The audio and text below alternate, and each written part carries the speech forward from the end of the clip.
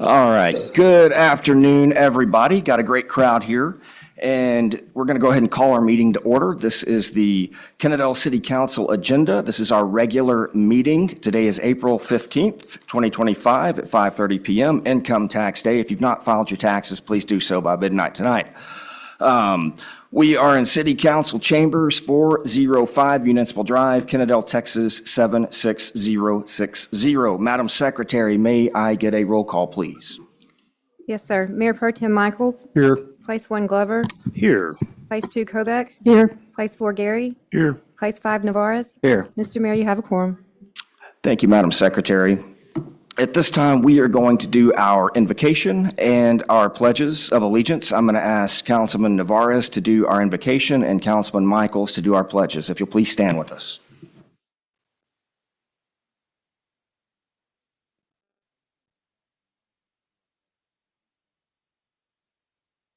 God, we are blessed to live in a county that takes the Ten Commandments and puts it right in front of its courthouse.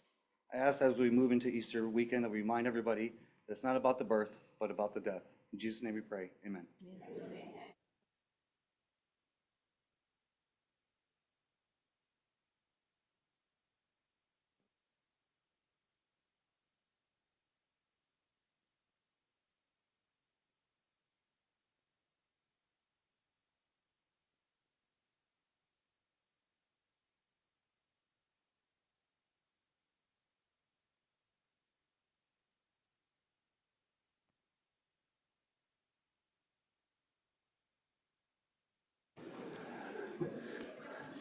All right, thank you, gentlemen.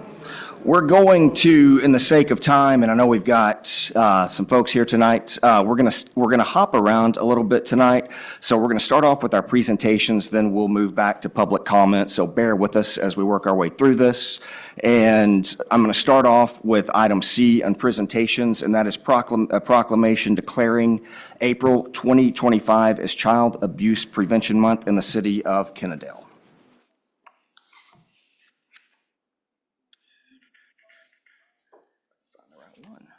Bear with me.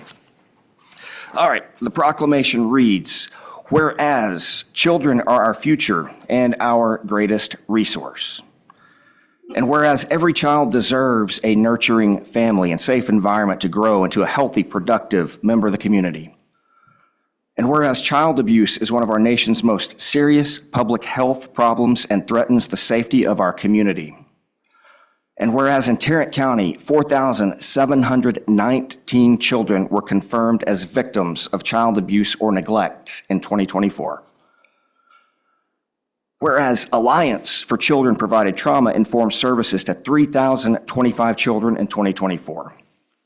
Whereas finding solutions to prevent child abuse is a community responsibility and depends on the involvement of all citizens. Whereas effective child abuse prevention, investigation, and treatment programs succeed because of partnerships among public and private agencies, schools, religious organizations, medical services, and the business community. Therefore, I, Brad Horton, Mayor of the City of Kennedale, Texas, on behalf of the Kennedale City Council, city staff, and citizens do hereby proclaim the month of April 2025 as Child Abuse Prevention Month. And I believe we've got a representative here. We'll meet you down front to give you your certificate.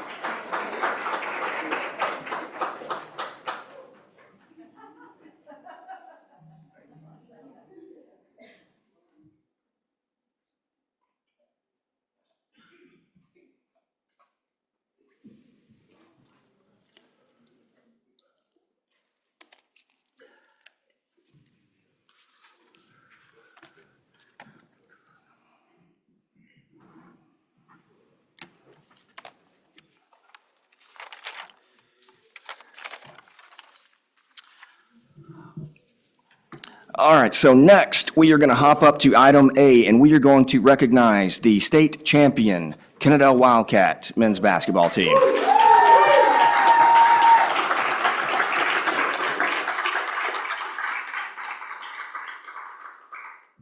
So I'm going to say a few words, then we're going to call your names, and we'll come down, and if you come down here, and we'll recognize everybody. Our state representative, David Cook, was nice enough to send some folks from his staff who's here, and they've got some items for you as well. I don't know if you guys want to join. I'm going to call them in order. Okay, well, great. Even better. It makes it easy. All right, awesome. Well, thank you guys very much for being here. I know it makes it even more special. And so with that being said, first off, we want to congratulate you guys. We want to congratulate our coaches. What an outstanding season. What a gritty bunch of young men. And, you know, I want to talk about two games that really stand out in my mind. And the first one is the state semifinal game against Crum there in Glen Rose. And talk about intense. That was back and forth. And the intensity was so thick, you could cut it in the air with a knife. And I'll tell you, I've been to national championship games and football, I've been to playoff games. I mean, that was the most intense game I've ever been to. And you guys took it to them. You did not back down. And my gosh, that was an epic performance. And then obviously, your state championship game, you're down by 14 points in the second quarter. And most teams would have just packed it in, but not you guys. And you guys fought back. You may not have had a lot of things going for you, but you kept fighting, and you kept fighting. And that's why you're the state champions.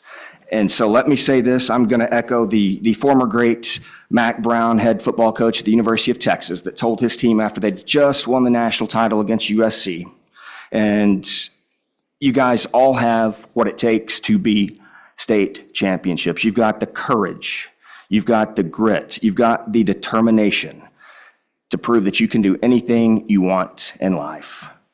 And if you've got what it takes to endure all you did in the season and win a championship, you've got what it takes to do anything.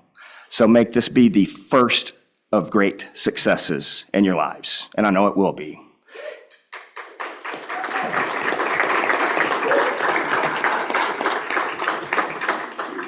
And you guys have what it takes to be state champions. You have what it takes to be great husbands, to be great fathers, and to be great citizens. And I know you will. Thank you very much for all you've done for our community, and we're really proud of you. So at this time, we're going to recognize you. And we're going to start with guard Trey Smith.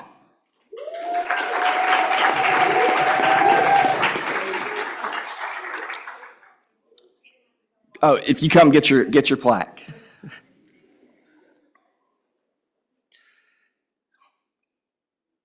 If you guys don't mind staying up here, and then we'll come get a picture with you when we're done. We've also got guard Jacoby Lovings.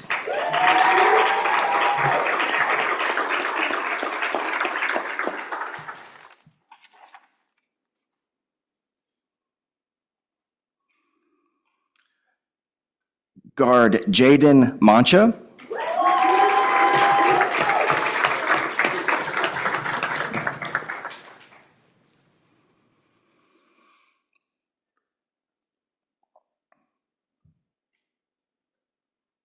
Guard Jaden Miller.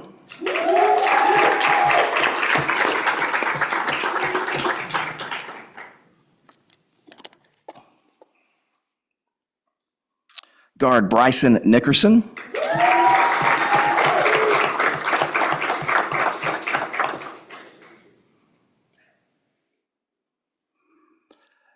Guard Michael Hall.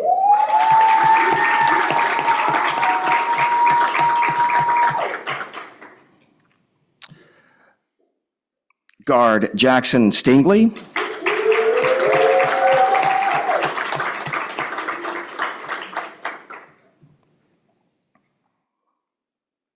Guard Mason Forbes.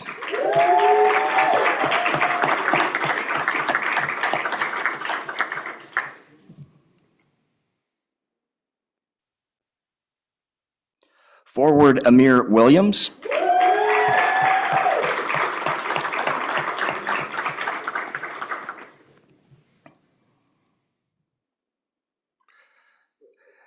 Guard Keyshawn Williams.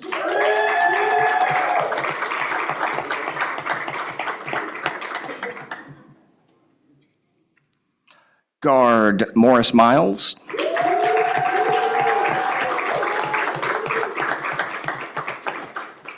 You're good. You're good.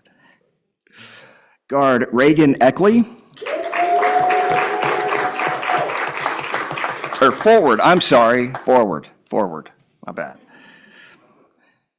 Forward Aiden Atlas.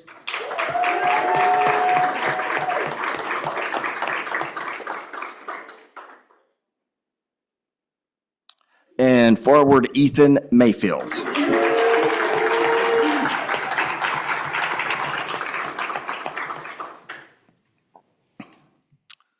Assistant coach Matt Casey.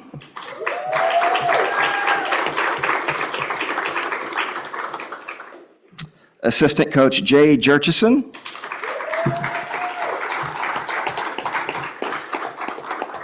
And let me say a word about the head coach. So I was hired in 2003 at Kennedale High School around the same time, maybe the same day as Coach Groff. And so, you know, I was nervous. It was my first day I go to the field house. I mean, you work for Coach Barrett. The man is larger than life. He's a legend. So I'm nervous. I'm sitting there probably shaking. And Coach Groff comes over, introduces himself, slaps me on the back, and was just as friendly as can be. And kind of took me under his wing. He offered me advice, tidbits. I mean, just he was approachable. The rest of my career there, and obviously have stayed in touch over the years. And you know, I'm sure that is a memory that is long forgotten on him, but it's something I remember 20 years later, and it's something I'll remember the rest of my life. And so you see, as great of a coach as Coach Groff is, I mean, he is in very elite company. As great as an educator as he is, he's certainly one of the best. He's an even better person. And as much as Coach Groff will one day be remembered for his success on the court, his success as an educator, and rightfully so, the true impact that he has made and will continue to make on the thousands of people that he's taken under his wing and that he's mentored. Now that's priceless, friends. And that is something that we will not be able to measure this side of eternity. But with that, let's recognize Coach Groff.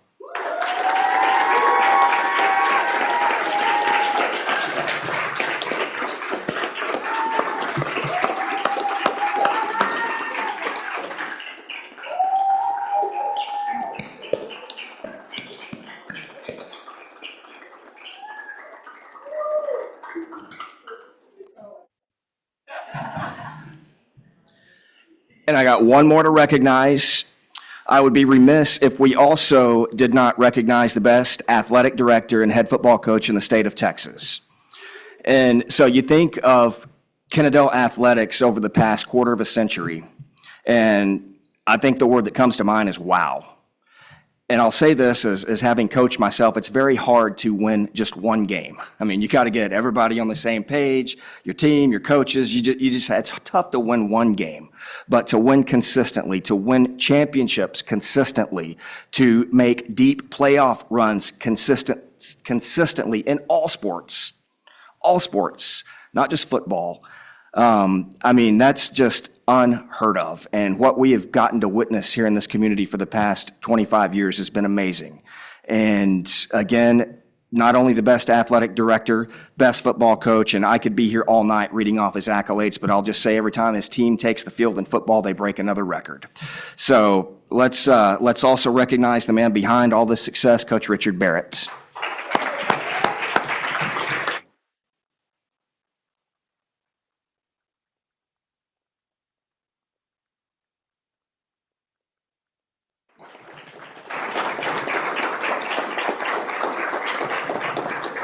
And hold that pose. We're going to come down for pictures, if you don't mind.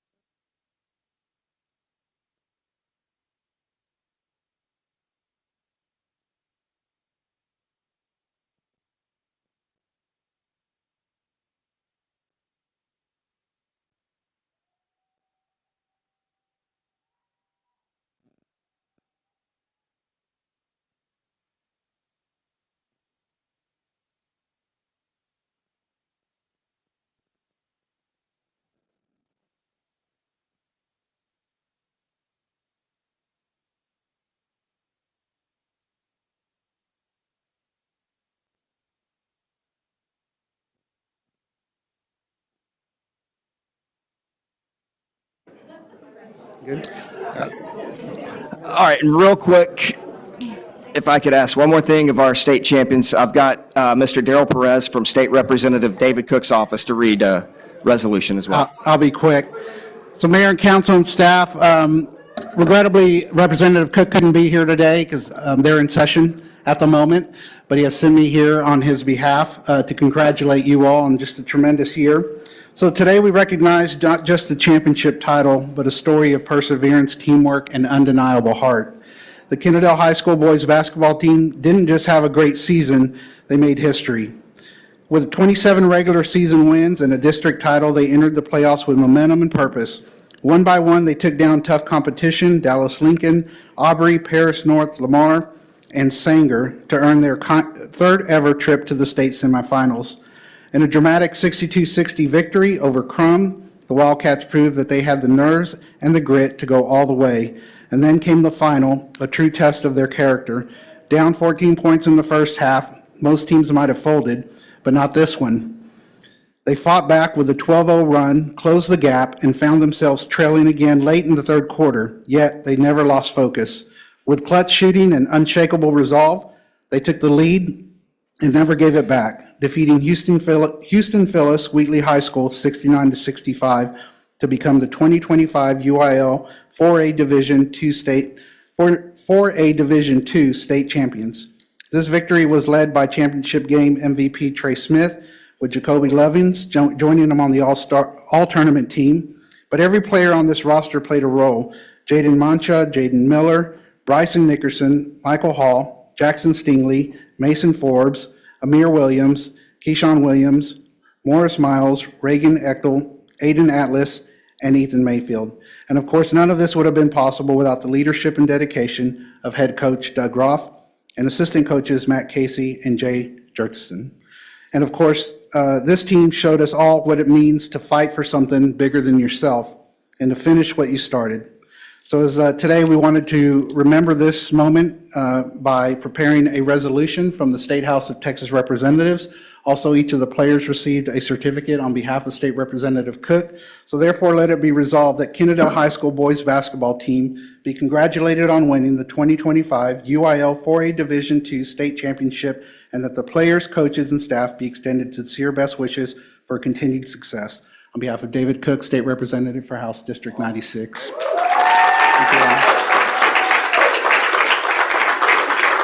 Thank you, Mayor.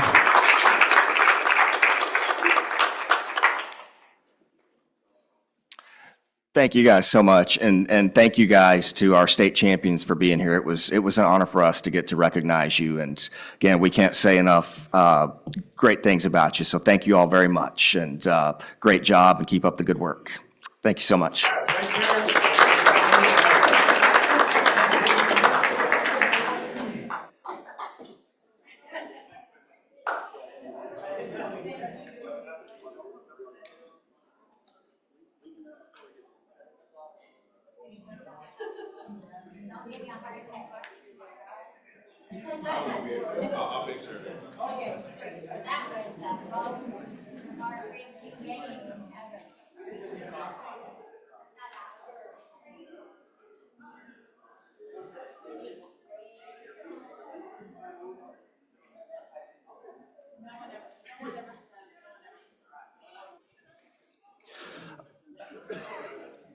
All right, so next we are going to recognize Keep Texas Beautiful 2025 Gold Star presented to Keep Kennedale Beautiful. And I've got the proclamation right here. And we are recognizing Keep Kennedale Beautiful for successfully completing all requirements for the 2025 Keep Texas Beautiful Affiliate Recognition Program and receiving 2025 recognition to a Gold Star. So congratulations very much. Great work. And we're very proud of you guys, and we'll meet you down front here. So.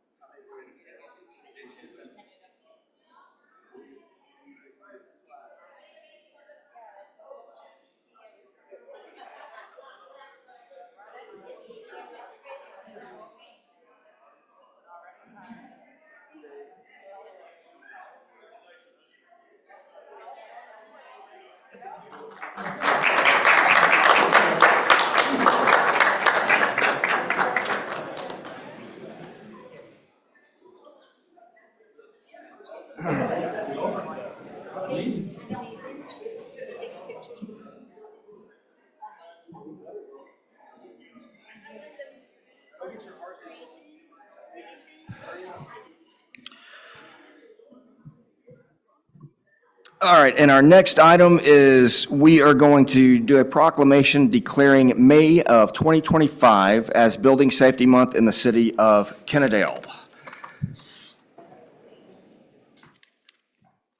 And the proclamation reads, whereas our city, county, and state is committed to recognizing that our growth and strength depends on the safety and essential role of our homes, buildings, and infrastructure play, both in everyday life and when disasters strike.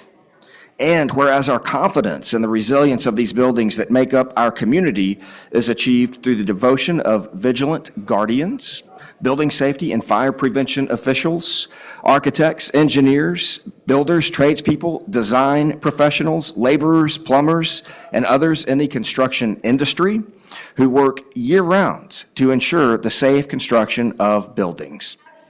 And whereas these guardians are dedicated members of the International Code Council, a nonprofit that brings together local, state, territorial, tribal, and federal officials who are experts in the built environment to create and implement the highest quality codes and standards to protect us in the buildings where we live, learn, work, and play.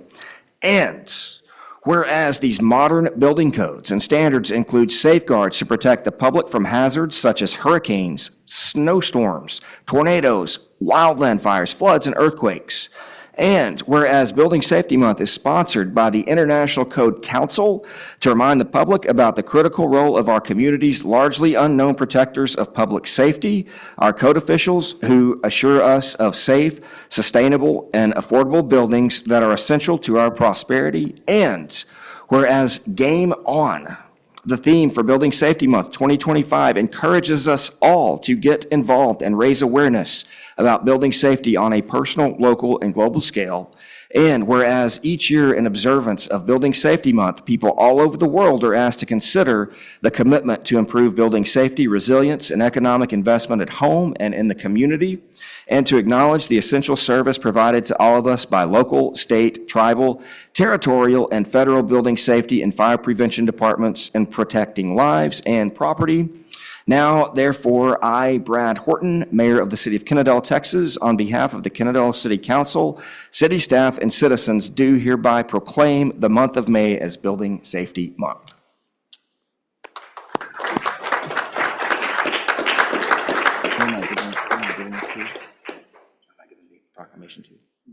Okay, and Nathan, we'll meet you down front.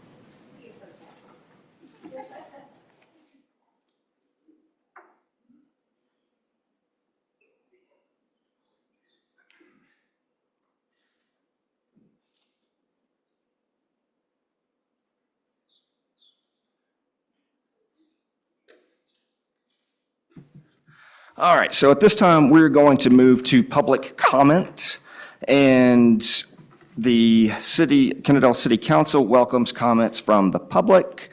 Those wishing to speak must sign in prior to the start of the meeting. Speakers may speak on any topic, whether on the agenda or not. The Kennedale City Council cannot act upon, discuss issues raised, or make any decisions at this time. Speakers under citizens' comments shall observe a 3-minute time limit. Inquiries regarding matters not listed on this agenda may be referred to staff for research and/or possible future action by the board. Madam Secretary. Bryant Griffith.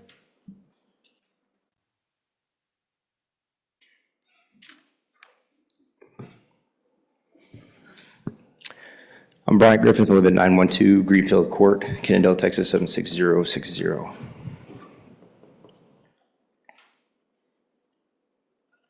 Okay. Good evening, Mayor, council members, and fellow citizens of Kennedale.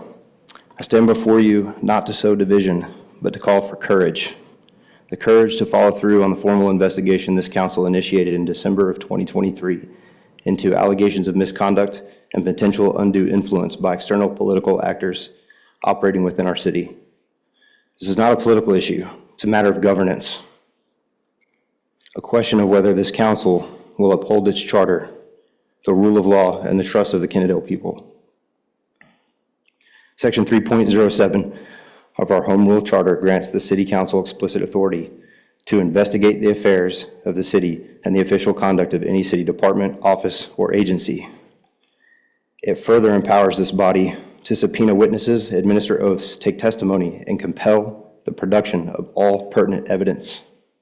This is not a mere suggestion, it's a directive enshrined in our city's foundational framework. When there are indications of conflicts of interest or conduct that potentially violates ethical boundaries, such as failing to recuse oneself from matters with personal interest or benefiting from campaign support tied to interlocal agreements or political action groups, this council has not just the authority, but the duty to act. Section 3.06 of our charter states that a council member shall forfeit office if they, quote, violate any express prohibition of this charter or are involved in offenses involving moral turpitude. This term carries significant weight. Under Texas law, moral turpitude refers to conduct that is inherently base, vile, or depraved and contrary to accepted rules of morality and the duties owed between persons or to society in general. In Muniz v. State, the court decided crimes of moral turpitude as those involving dishonesty that shock the conscience of their depravity. Furthermore, the Texas Court of Criminal Appeals has recognized that crimes involving moral turpitude encompass offenses describing acts and character of vileness and baseness which set the offender apart from the rest of society. If we claim to operate under a council-manager government, as stated in Section 102, the accountability must start at the top, with you, the elected council, who enact legislation, determine policies, and appoint the city manager. This authority is meaningless without the integrity to exercise it. The citizens of Kennedale deserve more than closed-door deals and selective silence. They deserve transparency, truth, and a council that upholds its oath to preserve, protect, and defend the Constitution and laws of the United States and of this state and the charter and ordinances of this city. Therefore, I urge you to do what our charter empowers and your conscience requires. Resume the investigation, issue subpoenas, ask the hard questions, and let the truth speak for itself. Accountability isn't a political weapon. It's the foundation of trust. Thank you.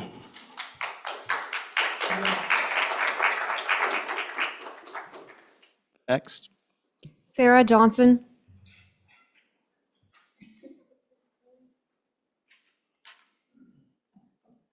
Hi. A lot of people know me. My name is Sarah Johnson, but my full name is Sarah Bishop. I grew up a bishop. My parents have been here since my dad since 1942. So my full name is Sarah Bishop Johnson Cotton. And I have not been married that many times. But I lived on 221 Village Street as a child, and I got to recently move back there because I inherited that land. And my father was a man of integrity of this town. And he served this town from 1971 to 1977. And what the mayor is doing right now is appalling. He should recuse himself. He should step down in his seat because what he's done is wrong. What he's done to me on Facebook is wrong. I have several witnesses, but yet he has not given me the full information. Some has been deleted, and I know this because of witnesses. All right. Another thing is, I told you so. I told every one of you that what happened to Janet Bryant was wrong. that it was a lie. Every one of you, the ones that voted for him, did not use your brain. The one who ran with him, that was a childhood friend, should have known better. She should have never put herself on that ballot. And now you're paying the price because you will not be reelected. None of you that are serving now will be reelected.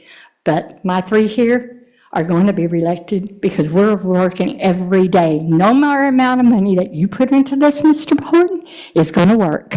Your Muppets, we call them, are not going to get elected. Have a good day.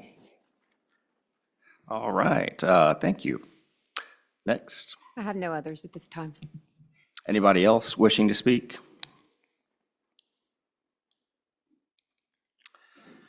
All right, so with this, we are going to hop back to our presentations. And that brings us to item E, 2024 City of Kennedale Public Works Annual Report.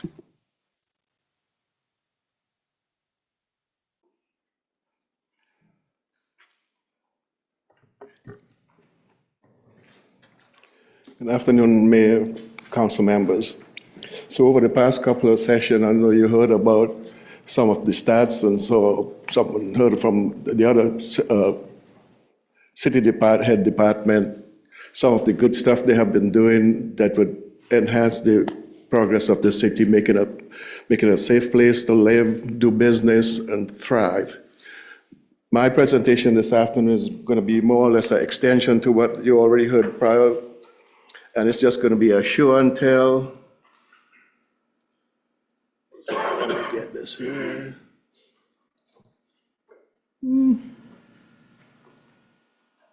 Get me to see.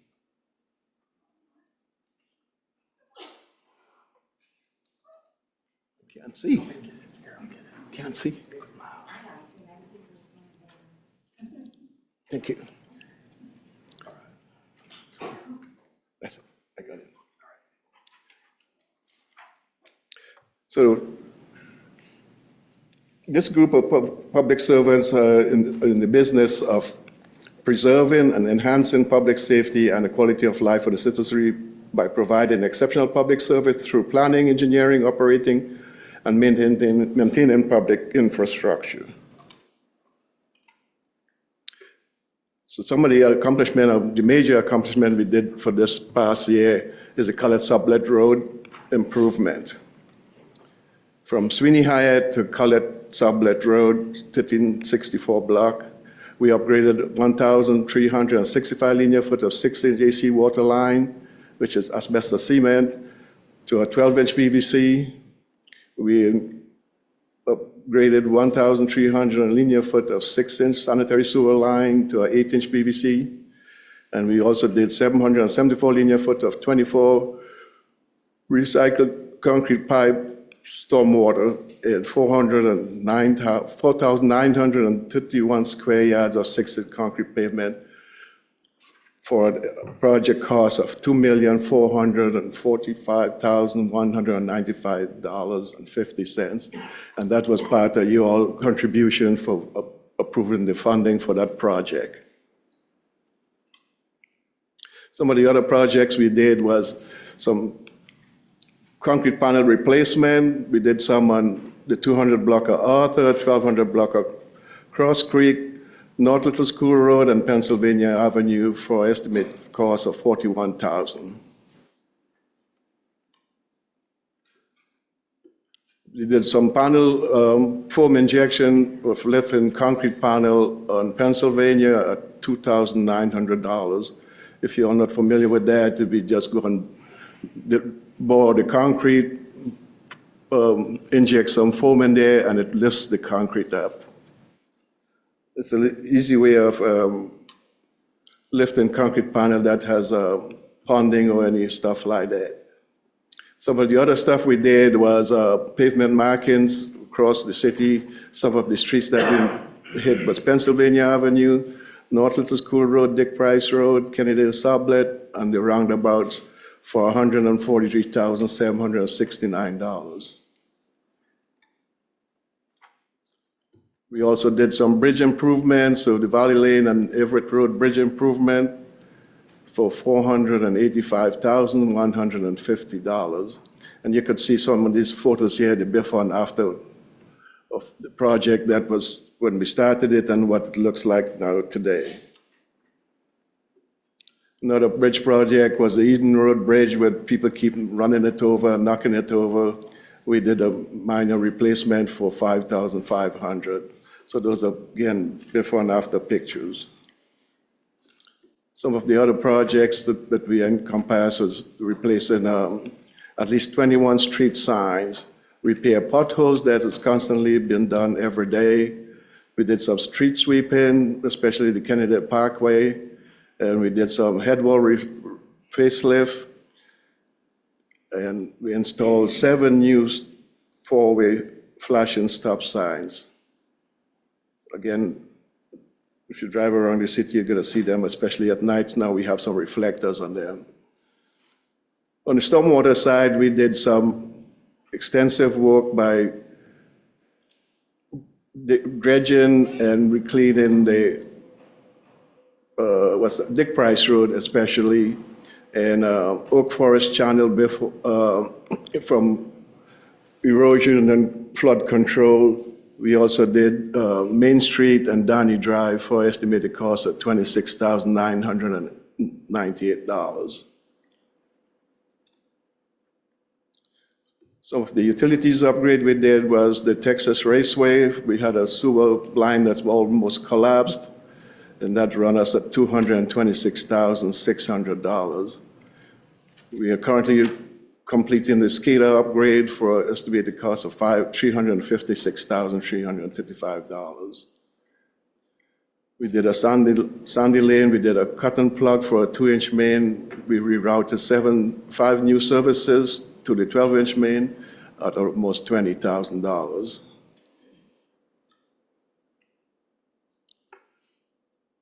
And I'm sure most of you are going to remember this sewer collapse we have on an asbestos cement pipe at 400 North Little School Road. And that's happened around Christmas of last year. And that ran us $91,640.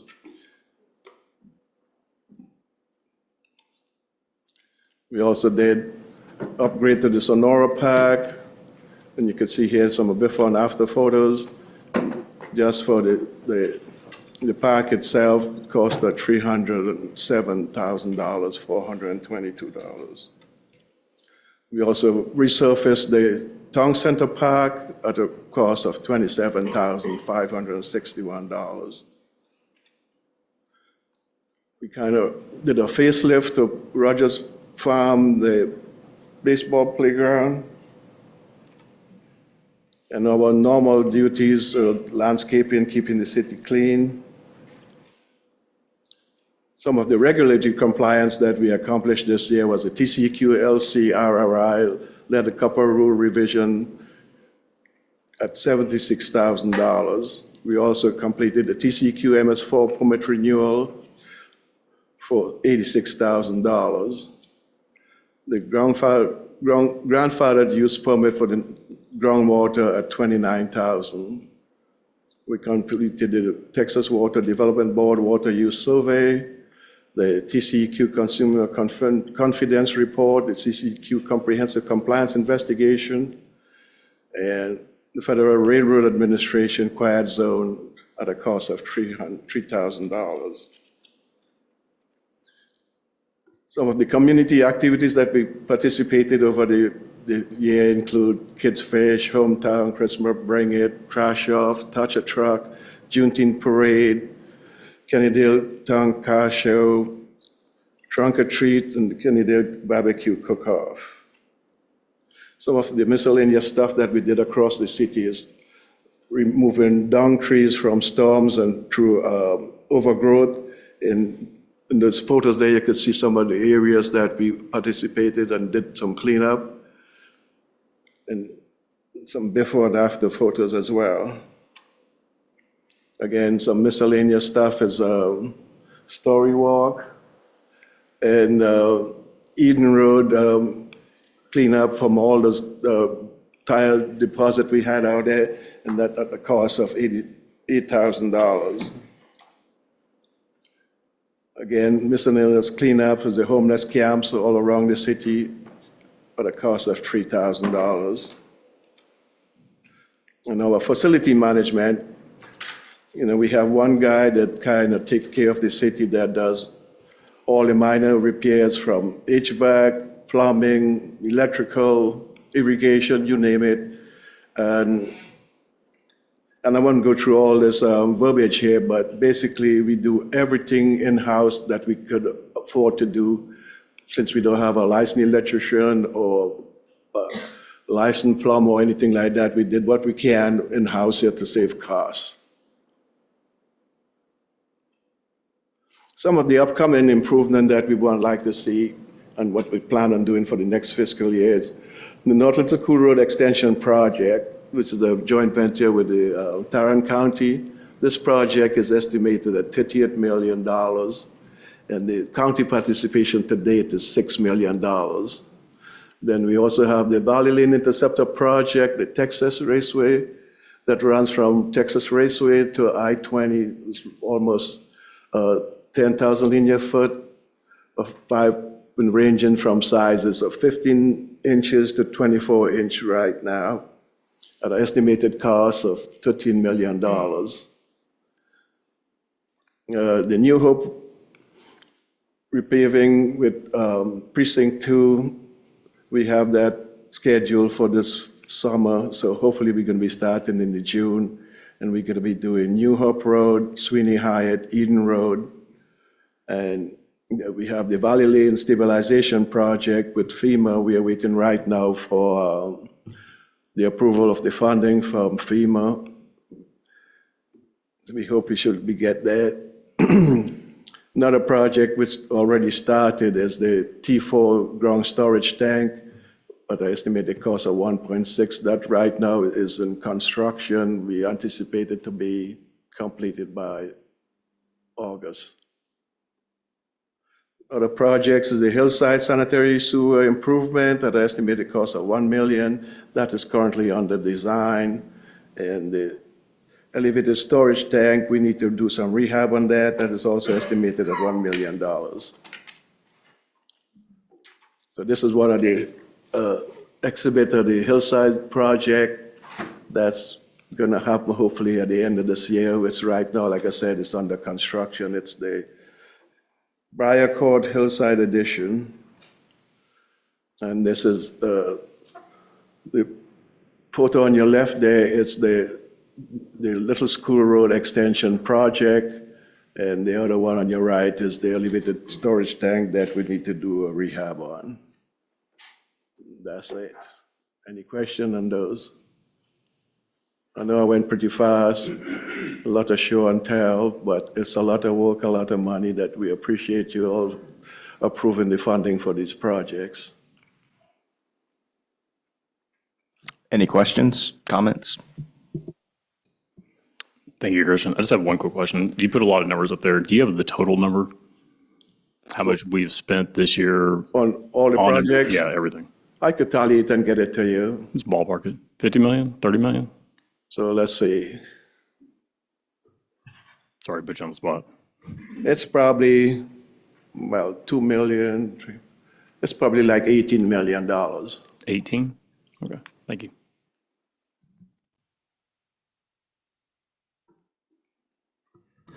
Christian, just one quick one. On Rogers Farm, when are we planning to finalize some of the updates, improvements for that? I know we're planning to do the resurfacing, and, I don't know about the foot traffic out there, but we need to do something with the playground. They're all Yes. broken down, but I honestly haven't seen people out there, kids frequenting that park, and it's gonna be tempting for us to go out there and put money in, and we don't have no foot traffic, but it's gonna be a council call to decide if we want to do that, but I personally don't see the benefit in spending money out there. I'm sorry, maybe I'm confused. Hasn't the Parks Board and yourself been working on that for a few months? Say again? Working on the upgrade improvements for Rogers Farm. This is the first I've heard that you're not working on this. No, we are not, I'm not saying we are not working on it. We did some improvements on it. I'm saying we still need to do some more. Yeah. But, I know that they're asking for another playground. Yeah. But at $300,000, and if we don't have 2-foot traffic there per week, I don't see the justification of spending $300,000. Well, I'm not sure what you're seeing, but there's a lot of foot traffic at that park. There's a lot of basketball Well, players. maybe on a weekend of and stuff, walkers. but Yeah. during the day, I Well, they're at personally school. hasn't seen anybody out there. All right. Well, I guarantee that Steeplechase walks over there all the time. They're dogs, and they do a lot of running over there. Basketball players come also from the apartment complex in Steeplechase area to play basketball there. So it's used quite often. I would like to maybe see what we can do to improve it like we've been talking about for the last few months. There's some Sure. fencing issues. There was the possibility of maybe a dog park there. So I don't want to abandon that.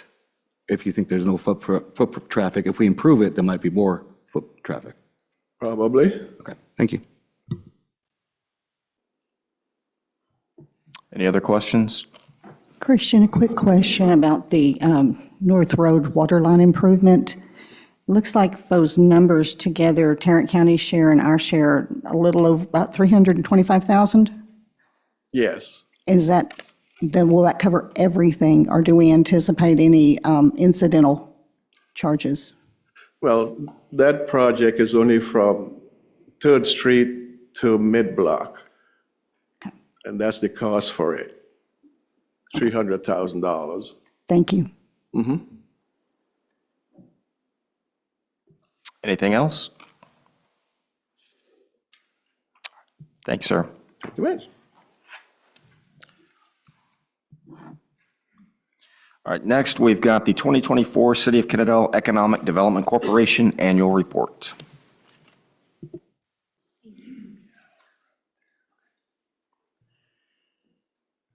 Well, it's hard for any of our reports to generate quite the enthusiasm that the state basketball champs did. But on the economic development front, we do have a lot to celebrate from 2024.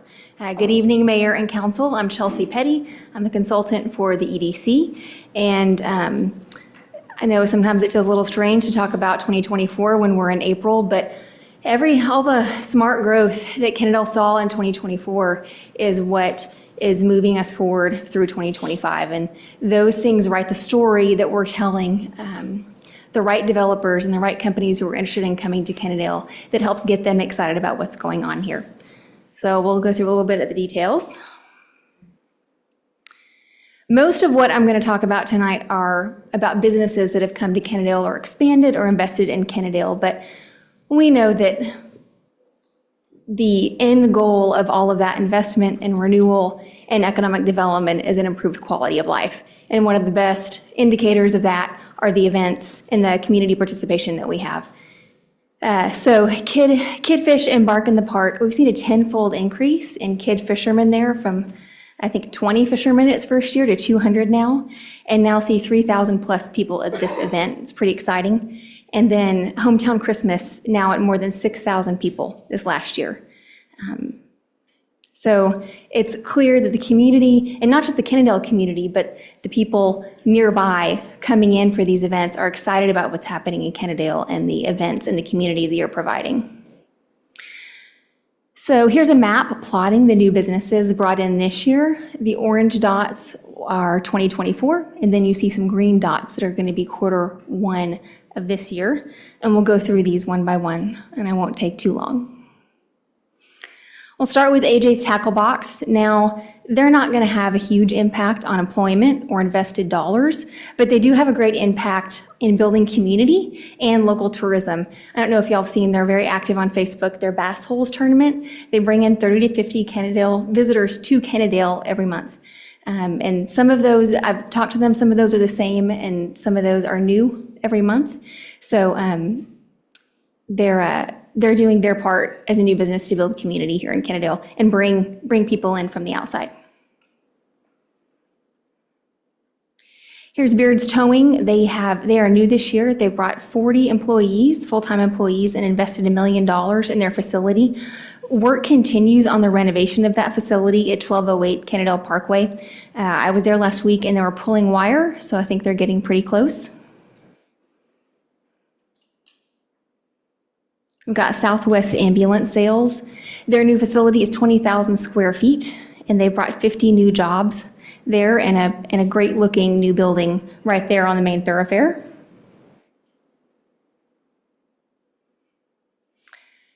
Chipotle, so these numbers aren't specific from Chipotle, they are from our own Traffic Insights program, and it shows huge increases in visits to that area. 21% overall, but what's really important for us, because we want to deliver good dining options for our residents, is there's a 20,000 visit increase from our zip code in the last 6 months. So that first number is all surrounding areas around the Chipotle, but that second number is just from visits from Kennedale residents. So that shows our residents are enjoying this offering, and it's one way we're delivering on bringing that to them.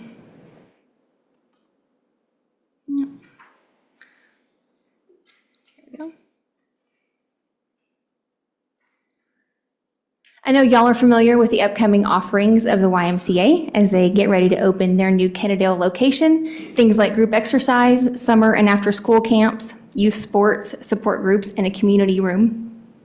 They're estimating 1,500 members in 3 years. That's not immediate. That's a growth over 3 years, which is exciting. And that will increase in itself the economic development activity in Town Center and in Kennedale. I want to talk a little bit about what that might look like. Obviously, we expect increased economic activity from both members and YMCA visitors spending money in nearby restaurants, shops, gas stations, and other businesses. And that's just from everyday traffic. That doesn't include the events that they'll host that will bring in lots of people from outside of Kennedale. But aside from just the economic impact, there's a community development impact that we would expect when they come in. They should be a catalyst for neighborhood revitalization right around them, making this area even more attractive to residents and investors. And studies have shown, we don't have this obviously for this location yet, but homes near community assets like a YMCA often see, because of the improved amenities and increased quality of life, their value goes up, desire for those homes goes up. I'll be excited to report next year on what that's looked like. So next is Equipment Share. They love their location. They do a lot of work in Central Texas, really all over the place. And so they say that their centrally located hub here is perfect location, and they know that growth will happen. They've already got 10 employees. They think that they're going to go to 20. And you see their investment there at $750,000. They are still moving in, but they're a specialized arm of this company. They provide specialized services that not all of their locations offer. And so they're well poised for continued growth. One other great thing about Equipment Share is a lot of their staff grew up here. And so they are involved. I think they've already done some projects with Keep Kennedale Beautiful, and they want to do more. They want to be more involved in the community, both financially and in donating their time, and to be a partner for Kennedale's good. So they're a great addition to our community. So this is a recent, as of this week, picture of the Learning Center building. They should, well, generally, a good quality childcare in any city is a support for working families. You know, this is affordable, reliable, high-quality childcare. It should boost home values and neighborhood desirability, and companies who are looking to relocate are much more likely to locate or stay in an area with strong childcare options. So it's a great asset for Kennedale. Specific to the Learning Center, you see there that this franchise usually brings in about 20 to 30 employees, and these are mostly full-time employees with good benefits, it's salaried positions with good benefits. You see there their average investment of $500 to $7,000, and like I touched on earlier, quality childcare is a great for business attraction and retention. Keep messing up my cursor. There we go. Okay, Glider Express. Their owner, Mohammed, he's got long haul trucking in here. He's got 55 plus employees. So far in 2024, he's invested $500,000, but he's not done. He's looking to do more here in Kennedale. I don't know if y'all have met him before. He's working on his MBA, and he's well invested in the community. He has plans for a restaurant and a gas station near this current location, and plans to continue to invest and do development in Kennedale. He's excited, and he's excited to work with Kennedale and the community here, not just for the coming months in finishing up this project, but for the coming years. Frontier Waste Solutions, I'm cheating a little bit here. They moved in late 2023, but they brought 50 new jobs, and we've already seen them be well involved in the community. Okay, you see a before and after here. So this is Sakuro's development over on Little School Road. You'll remember she started out as an office. She was going to lease 3 separate office buildings, but then Texas Damage Baseball came in looking for a facility, and so she decided to go in and knock down those walls and make it a good spot for them. So she's already spent $250,000 on that building, but she expects Texas Damage Baseball to come in and spend another $50,000 in investment to get it ready for their specifications. I haven't met with them, but did a little bit of research on them. Their hashtag is #CharacterMatters, the baseball teams is. And they should be a great new addition to the community. They've got community-focused amenities, and it sounds like great people and great coaches looking to better not just their teams, but their community. The last business on my list for 2024 is LBK Roofing. They came to Kennedale because of the great location and the great price. They also have already done work with Keep Kennedale Beautiful. They've got 13 employees. They've invested $2 million in that building, redoing the foundation and some other items, but they're not done. They, I guess, have some hail damage, and so once they get that fixed in the fall, they're looking to do another exterior aesthetic facelift, and they joked about that their sign is too small, that was a mistake. They're getting a bigger sign. So they're going to do some more work on the exterior of their facility. And they are serious, too, about being a partner in the communities that they locate in. They're interested in helping with sports here in Kennedale and partnering with the city and the EDC and the chamber and how they can further advance community development here in town.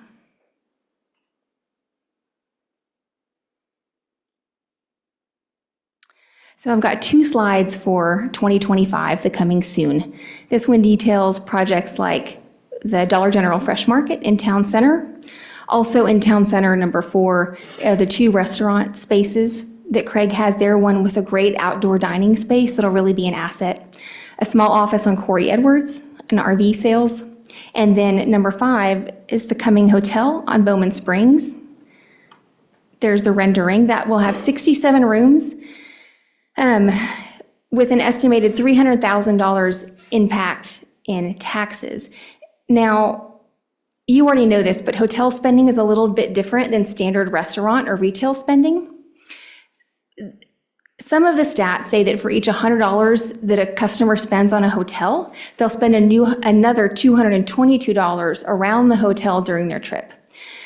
So that's a really conservative number. What we usually talk about in economic development circles is that sometimes a hotel dollar, that dollar spent at the hotel, turns over up to 7 times within that community, spending in other restaurants, retail, entertainment within that community. So this is, in addition to the sales tax and the property tax impact and just the amenity and the full-time jobs, this is a really exciting opportunity for Kennedale. And that's all I've got. One more thing. I talked a lot with businesses, owners, and managers, and I have to say I was really impressed. All the owners and managers, to a person, were 100% satisfied with how the city worked with them. Part of my job with EDCs is to find out where the city to business interaction, where there's friction, where there's slowdowns, where it needs to be more efficient.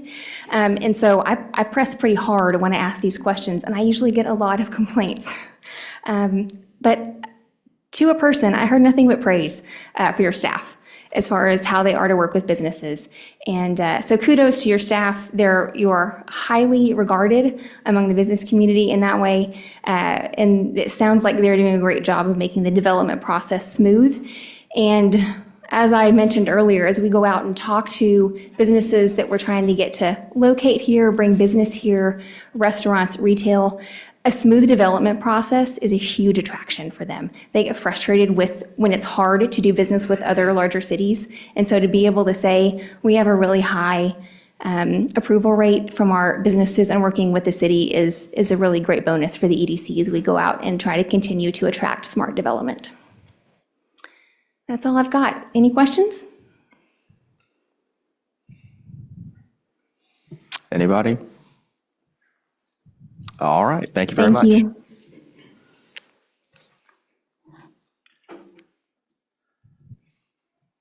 All right, so at this, we are going to move into our regular session, reports and announcements, and we'll start with updates from the City of Kennedale, City Council, and myself, and I'll start with Mr. Navarez. Thank you, Mr. Mayor. I just want to bring up two things real fast. Bertha, I want to tell you congratulations on winning your department's award 2 years in a row. I'm going to tell you by 11 o'clock that morning, I had 3 judges text me or call me about it, congratulating. And I just wanted to relay that to you. That was a big deal. When that released on whatever website it was, it hit the legal community, and you were recognized out there. Well, recognizing Kennedale. So. Yeah. I just want to say thank you. Good job. Also, Mr. Mayor, I'm going to be the bearer of bad news. About 2 Fridays ago, one of our former mayors, Brian Lankhorst, passed away from stage 4 skin cancer. He had his wife with him in his final moments I believe, in the mountains of Colorado. Say what you will about the man, he was a good mayor for this community. I remember when I first walked into this building and spoke in front of this dais, I remember his big smile of encouragement to keep me going. And since then, he inspired me to get involved in the city. And I just wanted to let the citizens know of Kennedale that we lost one of our mayors. Thank you for my time. Thank you, and certainly our prayers and thoughts are with his family. Councilman Gary? I don't have any updates tonight. Thank you. Councilman Michaels? Yes, sir. I just got a couple of them. On a couple of weeks ago, me and Councilman Navarez took a trip out to Decatur for the Regional 8 meeting. Want to thank Public Works and Public Works Director Christian for the citywide cleanup this last Saturday. I know it's been a while since we had it. We didn't really have a super great turnout, but any trash you can pick up in Kennedale, that's a great thing. And I spent yesterday at the Chamber Golf Tournament, volunteering my time. And this Thursday at 6:30, the Kennedale Historical Society is doing their event. And I'm sorry I don't have the information on it, but it's the last one was about Texas Rangers, and this one's another one, I think, about Texas. Miss Sanders? What she said. 6:30, 17th, at the Senior Citizen Center. Thank you. Councilwoman Kobeck? I just want to take a moment to shout out to Chief Holguin and the Kennedale Police Department. Some months back, a business owner contacted me about an illegal dumping situation, and the business owner was able to provide some evidence that was, I think, helpful to the police department. Chief Holguin informed me that on March 11th, they were able to issue a warrant and make an arrest. So a big shout out, not just to the Kennedale Police Department on that, but also to that business owner for stepping up and for assisting. Also, Chief, I wanted to pass something on from a resident that they really appreciate that no matter who you are in Kennedale or what the situation is, that if the Kennedale Police Department is contacted, they arrive quickly, they handle it professionally and efficiently, and that they really work hard to keep the residents here safe, and that person was saying a big thank you. Sorry, Councilman Glover. Thank you, Mayor Horton. So I wanted to also thank our Public Works Department and our partners at Frontier Waste Solutions for the spring cleanup / bulk waste event. With all the storms, everything we've had, it was really easy and convenient to be able to kind of get the yard cleaned up for spring, so thank y'all for that. I also participated in the Chamber of Commerce golf tournament yesterday. Thank you to Tyson Eubanks of the EDC and James Bennett of Beers Tongue for carrying the city manager and I in our tournament. That's not we're never going to be on the Masters. My family and I attended the quarter auction at Dover Hall. If you've not done this, you need to do it. It supports local businesses. And the night we went, it was supporting the Kennedale Community Theater in the Park. It's a good cause. You will have a ton of fun. If you would like more information, please contact the 2024 Community Leader Award winner, Lori Sanders, and you will be forever introduced as them. And then lastly, I also attended the Habitat for Humanity Town Hall last week. No major updates from that. Thank you, sir. Thank you, sir. I'll be brief. I attended the Mayor's Council, all the mayors of Tarrant County at the city of Fort Worth. I think it was last week, maybe 2 weeks ago, and always interesting to get together and collaborate and see what they've got going on. Also met with Mayor Everman and Forest Hill, and they had a representative from Precinct 1 there at that meeting, and Tarrant County Precinct 1, that is. Just wanted to relay, there's been some talk about extending potentially Alta Mesa all the way to 360 in a way to connect Interstate 35 to 360. And the information I got from that is right now it's kind of, we want it to happen. There's not concrete plans in place for it to happen. I think they're still kind of trying to determine if Alta Mesa is the best road to extend. I mean, more information as it becomes available. I don't have a whole lot. It sounds like they didn't either. And obviously it would probably impact Everman and Forest Hill as well. So again, as more information becomes available, we'll keep you updated on that. And then I spoke with Mr. Thomas at Precinct 2, just kind of discussed the Little School Road Extension project, and, didn't really have a whole lot of tangibles from that conversation other than, we're asking them to let us know what they need us to do so we can continue in that endeavor. And then finally, just again, congratulations to the Kennedale Wildcats basketball team. It was quite an honor to host them tonight. And I think it's my understanding that the baseball team is also playing to win the district title tonight. So quite an athletic program. And with that, I will turn it over to City Manager Holt. Christian, do you mind coming up and giving an update on our infrastructure, where we're going in 2025?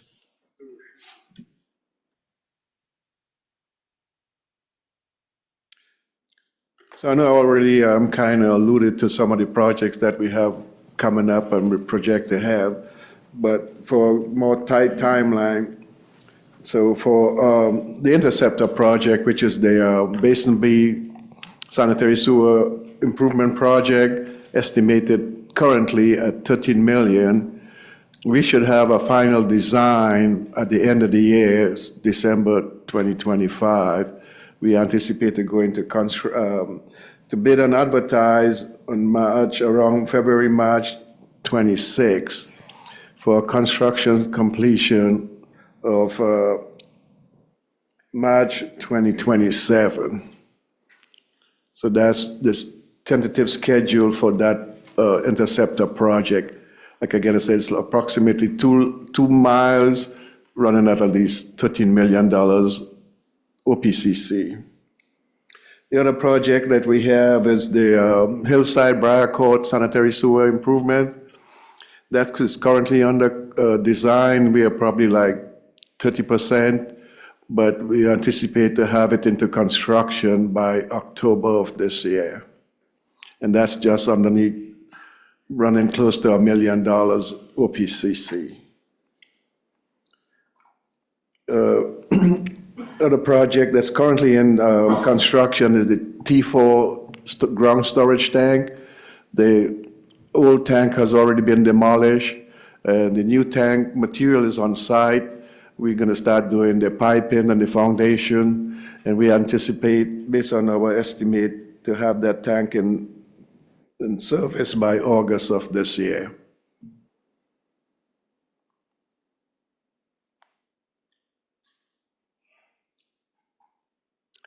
Any question? How about New Hope, Sweeney High, and Eden Road? According to the county, they anticipate to be in Kennydale sometime around June of this year. So when they do come in, they're going to do all the streets at the same time, one after the other. So Eden, Sweeney Hyatt, New Hope is all going to be done one after the other. So keep your fingers crossed. We anticipate it to be done in the summer. It's supposed to start in June, is that correct? Have they given any indication which street they will do first? No. But I project and ask to have Sweeney Hyatt done first. That's the worst right now. So I'm going to push for Sweeney Hyatt.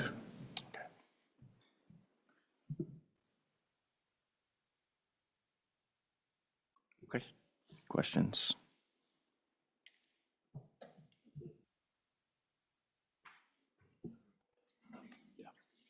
All right, thank you, sir. Next question. That's all I have, Mayor. All right, thank you, sir. Appreciate the update. And if we could now do our financial reports for the city and the EDC. Good evening. Appreciate the opportunity to present tonight. We're working through March. That's halfway through the year, so pretty easy number there, 50% instead of the odd number we usually have. Our property tax revenues, if we're just looking at percentages compared to prior year, we're at 97.8% of budget. For this current year, last year at this time, we're at 97.4. Sales tax revenues at 37.5 to total budget. Last year, we were at 37.3, so that's tracking extremely close to our prior year. Our general fund expenditures year-to-date, we're at 43.4% of the total budget. I can't remember the number offhand from last year, but we're within 2% of last year where we are at the same time. So our fund balance, we have 209 days of reserve available. Moving to the water sewer fund and the stormwater fund, you'll see asterisks on the top two items on water sewer fund and the first on stormwater. The time at production time for this, we did not have our revenue numbers available. So we are a month behind on that. So there's no change on a revenue percentage being reported compared to last month. But we are tracking again with those roughly to where we were at the same point last year. With the EDC, sales tax revenues at 30%, no surprises there.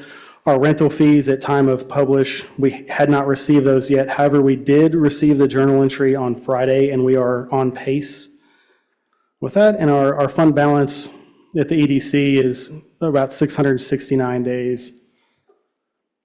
Do we have any questions on this before I move on to the investment report? Jonathan, I did have a quick question. I haven't asked this before, but on the general fund year-to-date balance, the 209 days are 7.4. Is that restricted or unrestricted balance fund?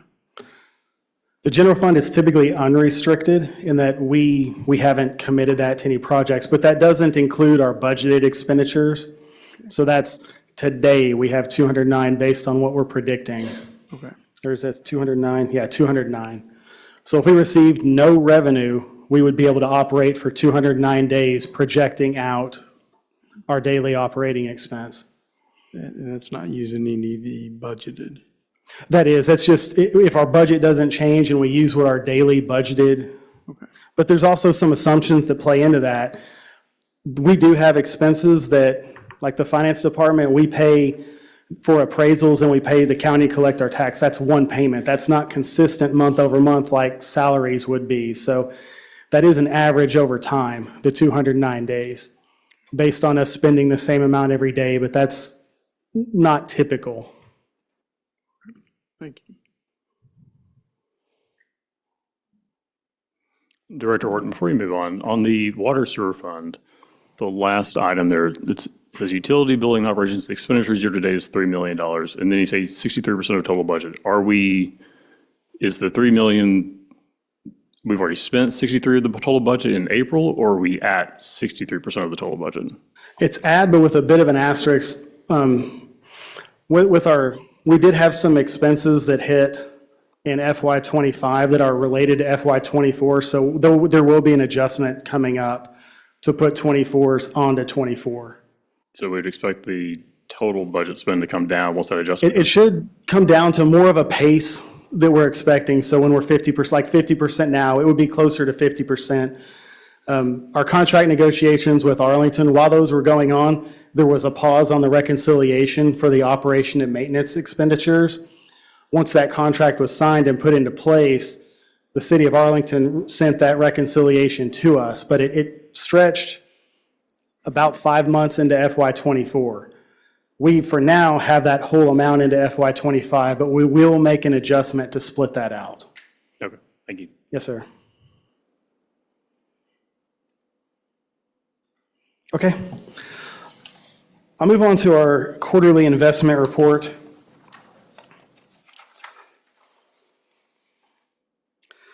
The main item I want to point out is Christian mentioned capital projects that are coming up and the expenses involved with that.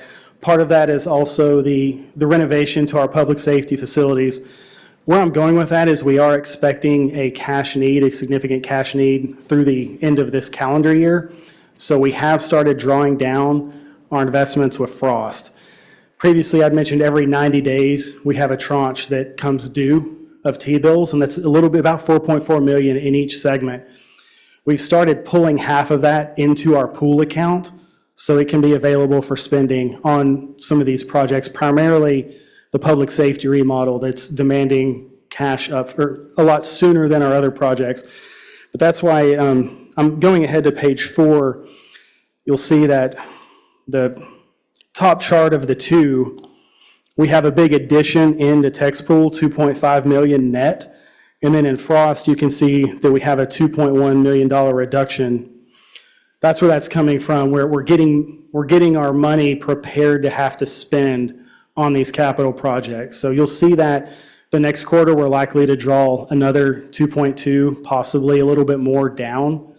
But it's not a shift in our investment policy. This is just part of us managing our cash flow as bills come due for these upcoming projects.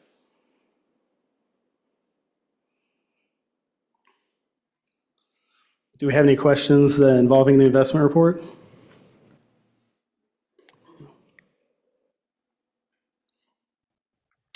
Doesn't look like it. Okay, thank you. Appreciate your time.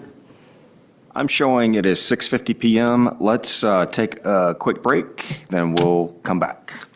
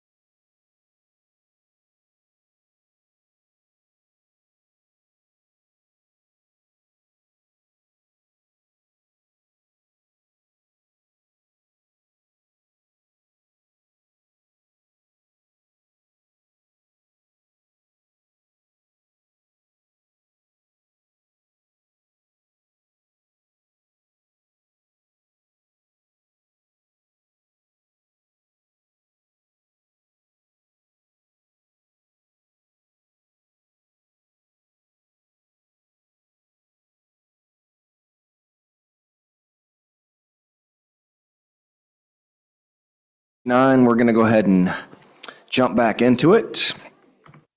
And this brings us to item B, our consent agenda. Does anybody have anything they would like to pull for discussion? All right, then do I have a motion? I'll make a motion, we approve the consent agenda. Do we have a second? I'll second, Mr. Mayor. All in favor? And for the record, all opposed with the like sign. And Madam Secretary, the motion passes unanimously.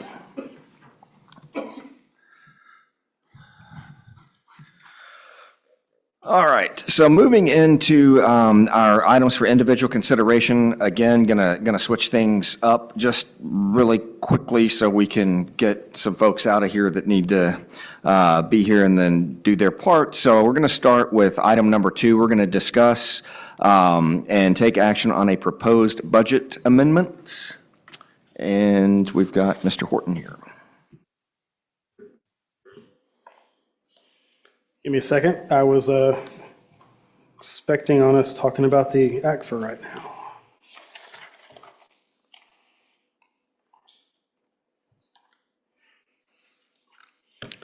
Okay, just going through the staff report, there are 3 funds that will be impacted or that we're asking to be impacted by this amendment. The first one is the general fund.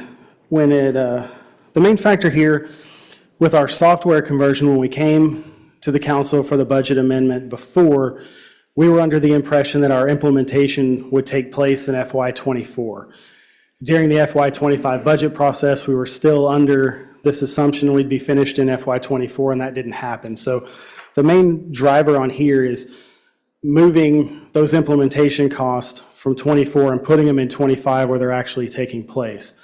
In 24, the unspent funds went down to the reserve, so we're asking for the opportunity to spend those as part of our implementation in FY25. Another item with the court, we did add data conversion services. This will bring over 190,000 documents into municipal justice, and we did get a 60% discount on that. When we go into non-departmental, we have an item, we're asking to move our Microsoft Office services to the cloud. And that comes with our initial integration charge to make that happen is $11,500. And we have a monthly charge of a little bit over $3,500. Part of the benefits of this, we do have some advanced security features such as phishing protection, spam filtering, multi-factor authentication for logins. And yeah, so there was a question earlier about moving this to from like a capital expense to an operating expense. So we do have some licenses. Our Microsoft licenses are coming due soon. If we do not move forward with the cloud, we'll need to purchase individual licenses for all employees. The estimate cost for that's $84,105. That would be a one-time hit. Going to the cloud would allow us to pay that monthly, have a monthly license fee, and we would get updates automatically through the different license. And that's part of this 35-25-40. With Public Works, we are asking for $50,000 for a minimum of 5 streetlights. Based on our estimated cost, it looks like we'll be able to get 6 streetlights for $50,000. The fire department, we're asking for a pickup truck for the fire captain. Estimates are coming in around $95,000 to be $55,000 for the base vehicle, with the remainder being fitting the vehicle out with a crew cab, putting emergency lighting, a bed cover with side compartments, and an equipment pull-out tray. The last of the general fund is the mayor and council to include $12,000 for the council retreat. Moving to the police seizure fund, this fund, it's a cash balance fund. We only authorize spending when we have the cash in this fund. And we're asking for authorization to spend $20,000. This to cover rifles, retrofitting vehicles with storage compartments, retrofitting vehicles with bullet-resistant windshields, or other equipment needs as determined by the department. And the last fund we are asking to adjust is the Water Impact Fund, Fund 61. The City of Fort Worth completed a reconciliation for fiscal years 19 through 23 and has determined that City of Kennedale owes almost $99,000 for impact fees that should have been directed to the city of Fort Worth. With that, I'll open questions. If we could address general fund first, then move our way down, that will probably help me gather the right people to come up and answer or help me. Start with IT. Okay. Ben is here with NetGenius. That's our IT contractor. I will step aside. All right, thank you. Mr. Mayor and Council, I'm here to answer any questions you have. Open the floor for questions. Good evening, Ben. Good evening. Just a couple, and just kind of going back to what Director Horton touched on. We had traded some emails around some of the licensing and going from on-prem to cloud. Usually there's a cost, either it's a cost savings or it's more of a neutral, as John mentioned, 80,000 in upfront CapEx licenses, or we just pay it month to month after that. Can you just touch on that a little bit more? Sure. And I'd actually go a step further. What we're doing here is an upgrade, and so it's not a cost-saving measure. This is a measure that will improve our communications. This will allow, even if the city goes down entirely, we lose internet here, we lose power, we still have internet for our emails. So everything being in the cloud in terms of our email communications means that we can communicate even if the city's down. So in addition to that, all the security measures that Mr. Horton mentioned are very important. The most important one is multi-factor authentication. If you're not aware of what that is, we bounce hundreds of brute force attacks against the Kennedale network every hour. So people are trying to crack passwords against our accounts all day, every day. The only protection against that is multi-factor authentication.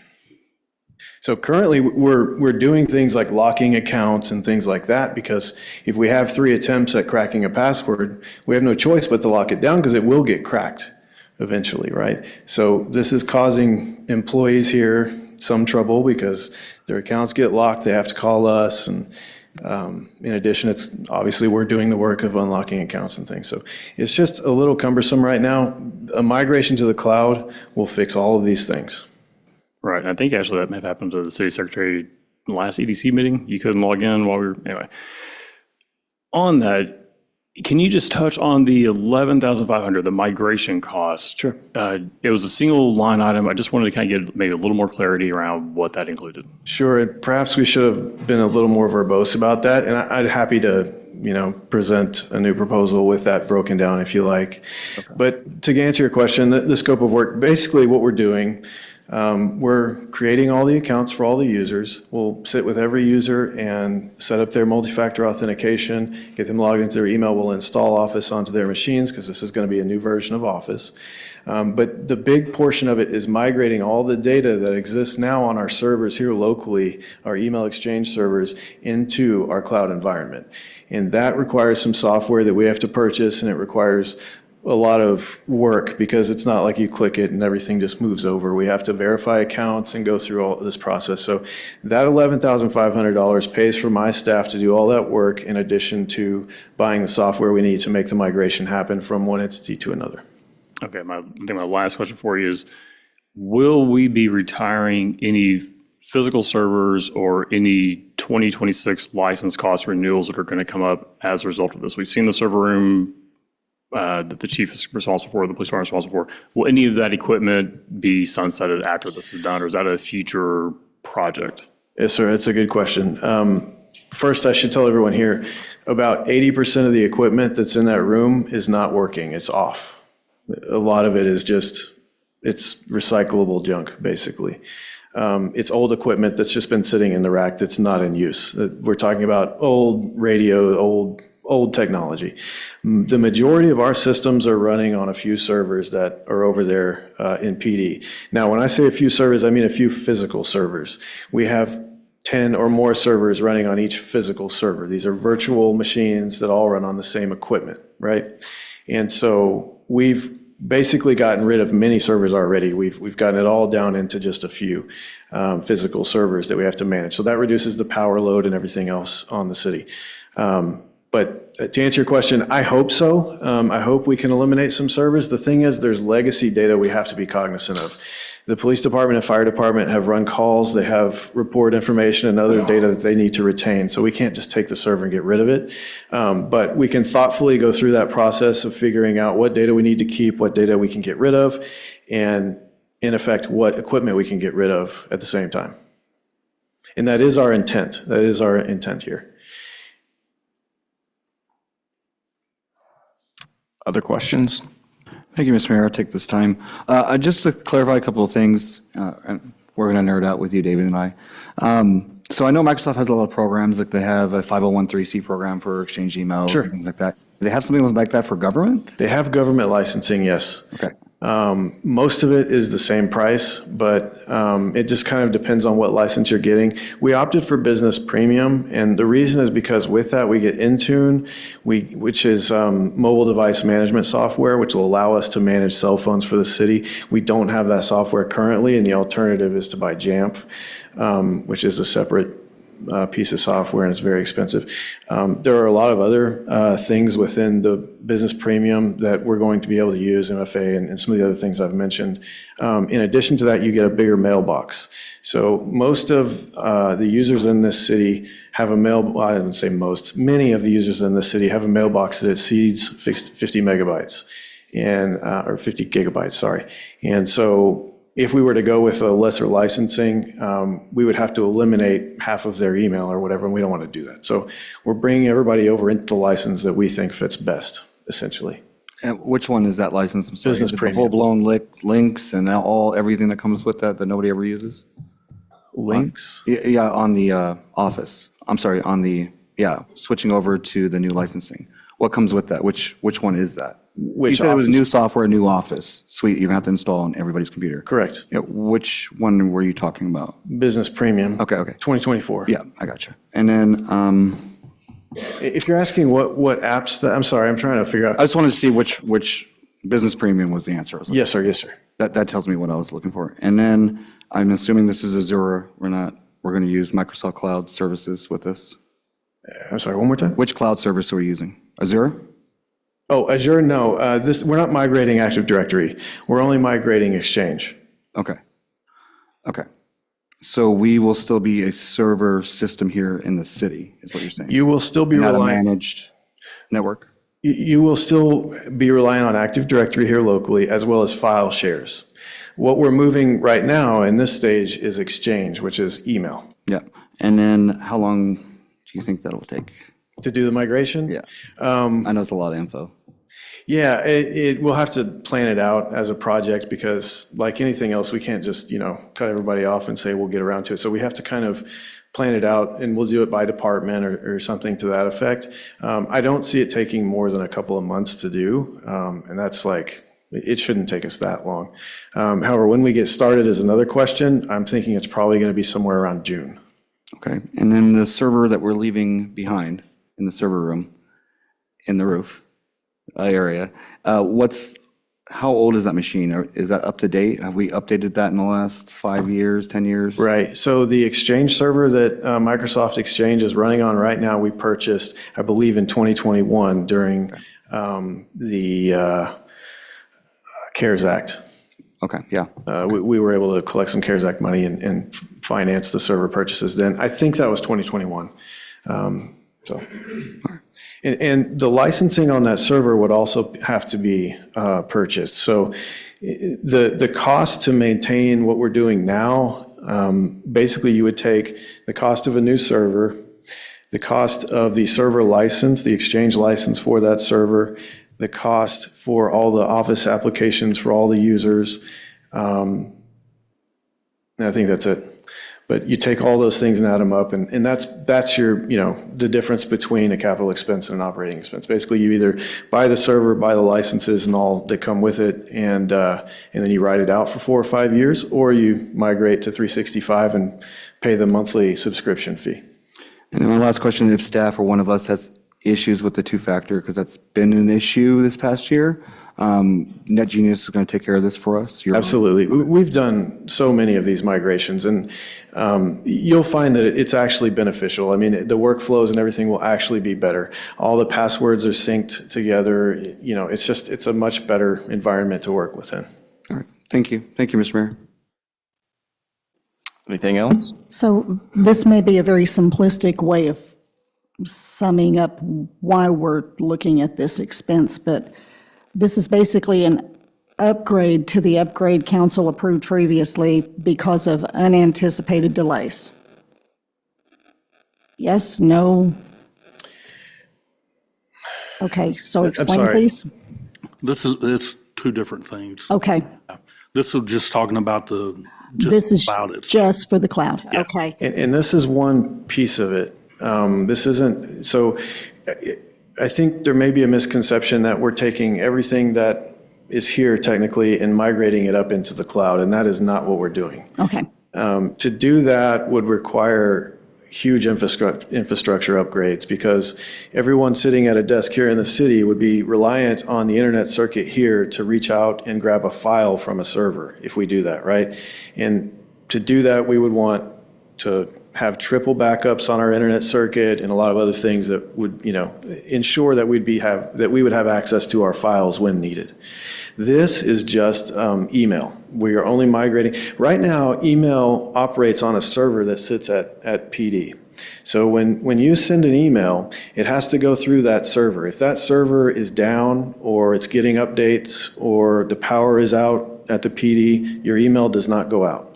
And that's the reason we want to migrate to this Office 365 email exchange, because from there, it's always working. You can get on your phone and use your email even if the city's down. Thank you for clarifying that. Yes, ma'am. The other thing I understood you to say is the migration will start around June, and you anticipate it'll take a couple of months, correct? I anticipate a couple of months being an exaggeration. I mean, it's not going to take us that long. I would like to say that, please give us that long just in case there are hiccups. But typically, these migrations happen in a couple of days, and then we spend the next 2 or 3 weeks coaching users on the differences and things like that. That's typically how it goes. What would cause a delay? If we have an issue with the migration, so what I just described earlier with the server going down does happen. And if that happens during the migration, we will have to start over because we can't guarantee, a fruitful migration. So just things like that. It could be anything. The software we're using to do the migration. We also do a verification of the migrated data afterwards. It's all done programmatically, but if we do that verification and we find out that there are two files missing, we're going to redo the whole thing. So that kind of stuff happens. Thank you. Yes, ma'am. Sorry, Mr. Mayor, just a quick follow-up. First of all, when you say migration, it makes me sick in my stomach. Trust me, I understand your pain. On the domain side, have we already added DKIM protocols to the domain? Yes. Okay, all right, thank you. However, we do not have a way of enforcing MFA. And that's our main concern right now when it comes to security. I teach a class on network security, and I show brute force times for passwords. It takes a supercomputer 5 minutes to crack an 8-character password that is complex, that has an uppercase, lowercase, special character, and punctuation. 5 minutes to crack that password. And I won't ask everyone here how long their password is, but that's what keeps us up at night. And so the only measure that we can take to ensure that that account doesn't get compromised is MFA. And for everyone who doesn't know, multi-factor authentication requires you to have something you know, which is your password, and something you have, which is either your phone with an MFA app on it, or a tokenized device, or SMS, which we tend to shy away from for other reasons. But it requires a second factor. And if you don't have that device or that token or receive that text message, you don't get into the account. Thank you, Mr. Mayor. Ben, I've got a follow-up question Yes, for sir. you there. You mentioned you're not migrating Active Directory, just Exchange. Are you going to replicate Active Directory to Azure or to Office 365? And the reason I'm asking is you touched on if we lose power here, email will still work. But if you can't authenticate back here to Active Directory, then what? So can you just kind of touch on that? And because I think it would be a different license spend if you did have to do it either in terms of your labor and time or the license cost, but it would put us in a better position in a disaster scenario here. If we lose power again, you can still authenticate and you can still also get your email. So can you just touch on that?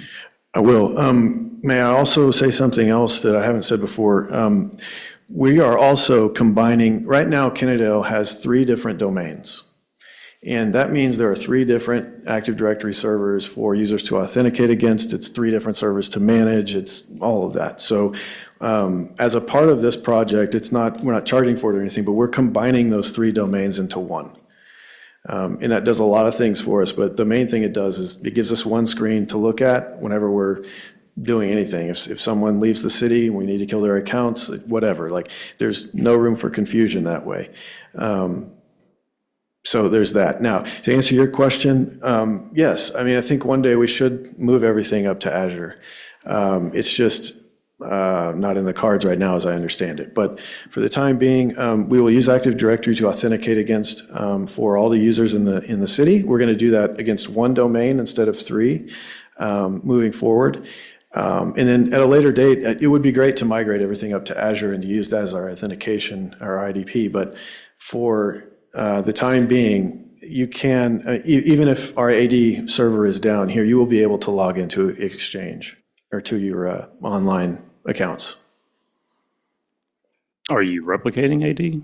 We're not replicating it, but there is a cache credential in Office 365. Should something happen here, you'll be able to get into it. How long is that? What's the expiration on that? 8 hours or longer? On the cache credential, I'd have to look it up. I don't know. So the reason I'm touching on that is because while we do need to migrate to the cloud, if we can't authenticate, and if we're down for 2 days again like we were before, and the PD's down, then the whole city will also, we won't be able to communicate again. I'm tempted to say table this until we get clarification on that, or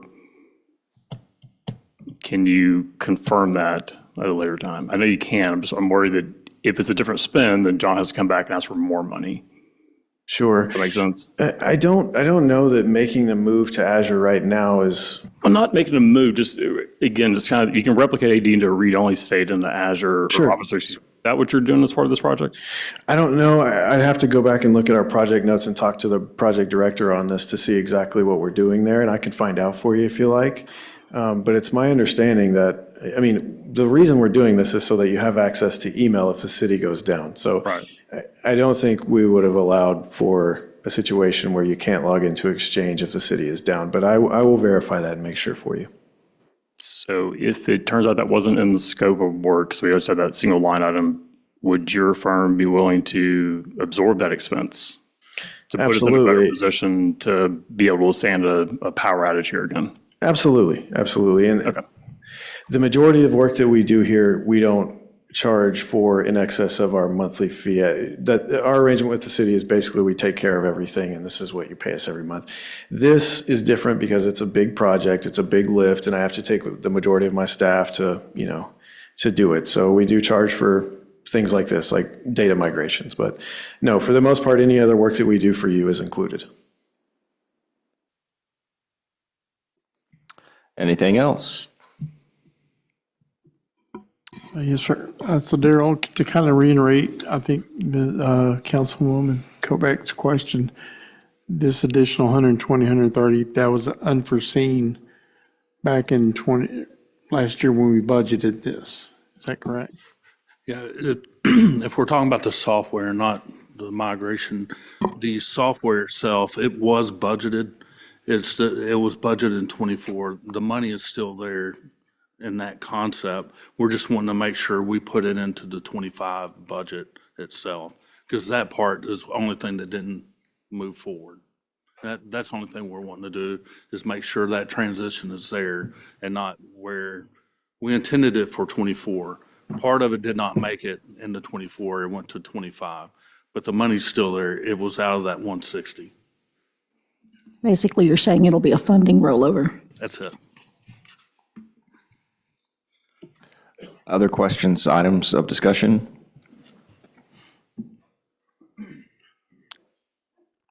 Just to remind Mr. Mayor, the council, that we did have a internet outage last year in the fall that was pretty much most of the day, that shut down the whole city. So this will, allow some of the kind of breathing room for that. I do agree with NetGenius that when we do move to cloud, we're going to have redundant backups, which means not only do we have Spectrum, but we have AT&T, and we have a 4G backup, just of the backup of the backup. And that's just to make sure that we function as a city moving forward. The reason why it sounds so pricey is because the enormity of the situation, like I just mentioned to him, just even thinking about that makes me sick to my stomach. It's a huge project for an MSP to do that. And that's probably where that kind of cost is coming from. It's a big deal. And if they break it, like he says, or there's a disconnection, and our server, thankfully, is not that old, thankfully. But if we have anything going on during that process, even if it's at 99%, he has to start all over. And let me tell you that they're probably going to have to start over 1 or 2 times just in the process as well. So for me, this is a no-brainer. This is a baby steps to move us from ancient technology, which is only 10 years old, by the way, to modern technology. Thank you, sir. Other questions on other aspects of this or comments?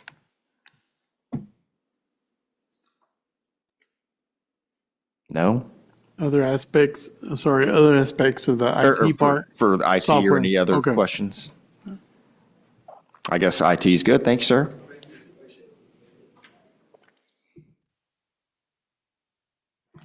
Sorry. Now, other questions for other aspects. I got a question about the public works on the safety of the lights and stuff like that. Do we have an idea where these lights are going? Chief?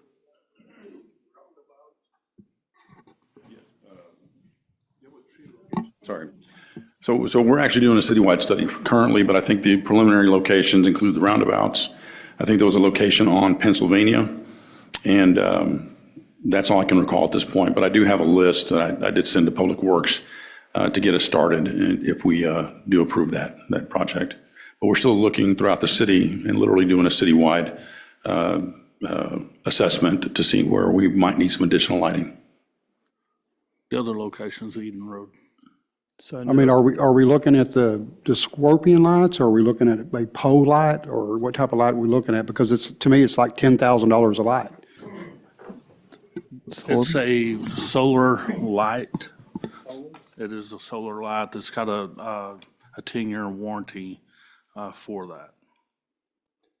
So I know that Fab Creed has indicated they would like a light in front of their entrance on the Parkway.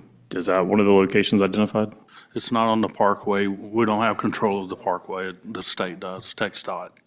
Okay. But we can make recommendations. Did we look at the cost from regular light to solar light, or is From just- on-call? Yes, on-call is going to be just as much or more than what the solar panel lights would cost us. Okay, makes sense to me. Thank you. Regarding the lights, it just seems to me like this might be something to put on the upcoming budget proposal, as opposed to amending. We will be doing that as well. With the cost savings that we've had this last year, with it, had recommendations from several council members, and during our retreat, one of the things that we put as a goal was to help security within the city with streetlights. And this is one of those times I thought it'd be at least bring the idea to the council. Any other questions, comments? So I'm sorry. Go ahead, Chris. So you foresee this being in the budget coming up for additional lighting after this, maybe another 6 to 10 next year or something like that? Yes, sir. Okay. Absolutely. Chief and Christian, I just want to make a suggestion for a street. It's something that you guys heard me scream before, but Spring Branch Lane, we've needed lights over there since 2007. We've had strings, over the years, has been like kind of strings of car break-ins, then it goes away, and then it comes back. It's just a targeted area, and just 2 streetlights would fix that road. So I would highly suggest you look into that road as well. The citizens there have been asking for over 2 decades. Thank you. And that's cheap. That's going to be $12,000. That's fine. That's fine. I've even had my car break in there when I used to live on that street as well. So I think that's a good street. There's a lot of kids on that street as well. There's a lot of homeowners on that street. Half the street's homeowners, and they've been asking for it for a long time.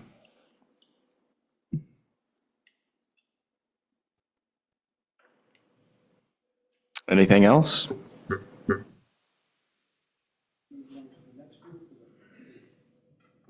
I guess we're moving on. I got another question, fire department. I'm looking at the price of this, at $95,000 for the truck. It's $55,000 for the base vehicle, but that's going to be a half ton? I mean, you can get a 3/4 ton for $55,000. Okay. Yeah, we'll certainly look at that. A 3/4 ton may be more in line for that, depending on that bed tray that we put in there, the sliding tray. It could be a lot more weight that it'd be worthwhile to have that, especially a vehicle that we're going to have for many years. I just feel a 3/4 ton would, I mean, that, to me, that's the base price of a 3/4 ton truck. Plus, I'm looking at a half ton. It's like, why would you want to go to a half ton? You know, you never know. You might need that truck to pull the brush truck out. Yeah. If it gets stuck any, or something like that, so. Trailer or whatever it might be. Right, yes, sir. Okay. It's kind of like asking for the four-wheel drive. That's, you know, at times you're going to need that. So we'll certainly consider that. So will that be a flatbed truck when you initially get it and then it goes to be fitted? No, sir, it's going to be a pickup, Batted crew cab pickup? pickup. Okay. And so we're putting the camper shell on it with side compartments on that shell. And it'll be a slide-out tray that has a command center in there and carries his air pack and gear and other items. So it is a response vehicle.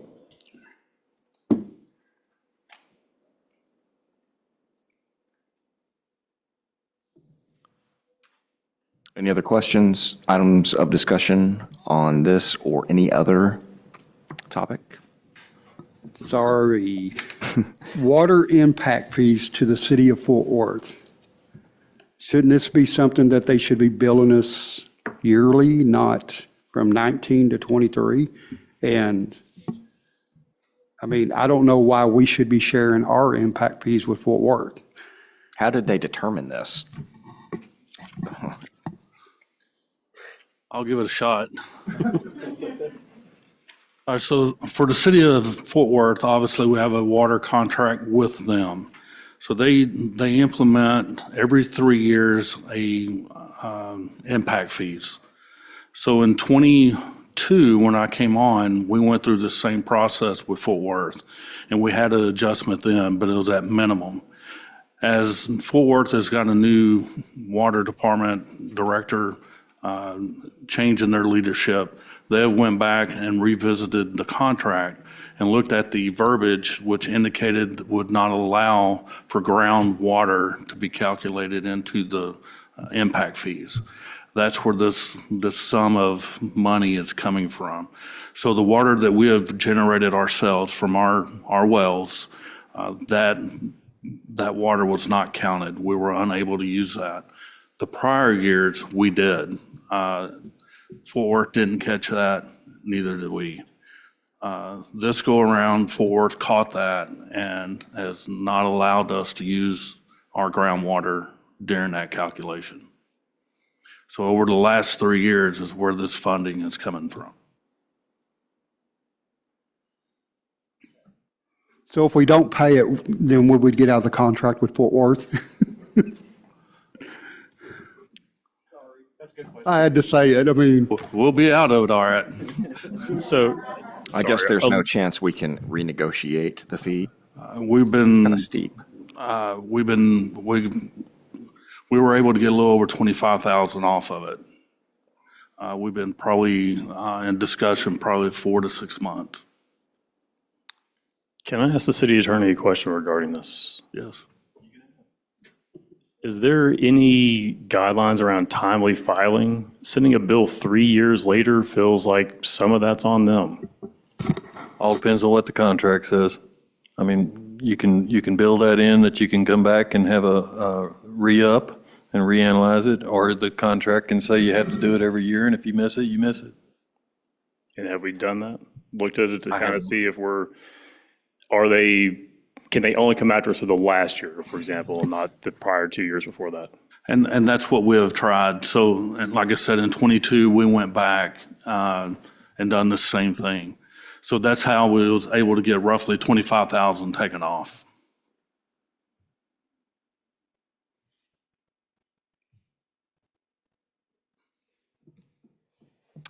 All right, then. I look at that price and I'm sitting there thinking, how many water mains can we replace for that amount of money? Yeah, that is certainly steep. Wow. So, It is very much disheartening.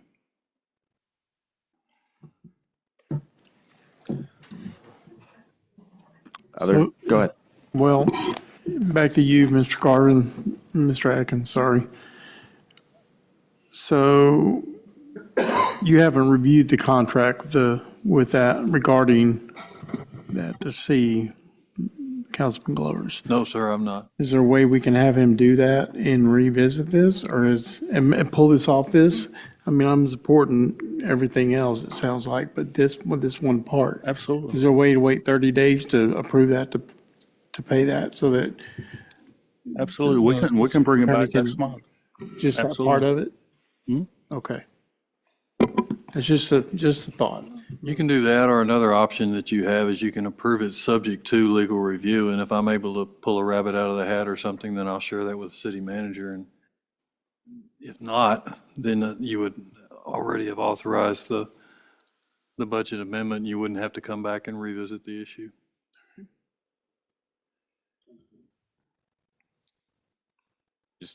We could just make a motion subject to legal review. Okay. Director Horton, I'm not sure if we're missing an attachment. Can you just tell us, what's the total on this? I know it's broken down by different funds. I'm just curious if you can just, what's the total amount you're asking for tonight? Or not you, but 279, 833. 279. So sorry. Yeah, go ahead, sorry. Out of the general fund, we're asking for 279,863. Out of for the police seizure fund, 22,000, and the water impact fund, 98,920.51. So that total is 407.83 cents across all funds. Say that again. 407.83 across all. 51, and that's the general fund, the police seizure fund, and the water impact fund. So that's all in. Where would we pull that money from? Well, Is that in the, I know we have a reserve. the but is that- police seizure fund and the water impact fund, those are cash balance funds, so cash in those funds available to spend. We also in the general fund, but essentially this is coming from vacancy savings in our staff. By having positions that aren't filled, we've saved money throughout the year. So we would be using the vacancy savings today to correct some of the integration issues that we had. Yes, sir. All right, so. Sorry, I stumbled over that a bit. No, I should have teed that up for you earlier. What's the net ask? If you can tell us. I actually think the general fund will be in a net positive by the end of the year, based on our vacancy savings. Okay, so tonight, what are you, from an approval standpoint, you're asking for not 400,000, it's going to be lower than that technically. Out of the general fund, I'm asking for 279,863 spending authority. And that's the total amount across, okay. Out of the general That was the fund. original number that Councilman Gary said, and then we added more numbers to it. So 279 is the net total you're asking for. Out of the general fund, yes, sir. Okay. There's three funds that we'll be using. But the others already have a cash balance, we're just going to draw that down. Yeah, for instance, for the 22,000 for the police seizure, that's actually law enforcement money. So that money has been basically grant money that's come from federal funds. For instance, for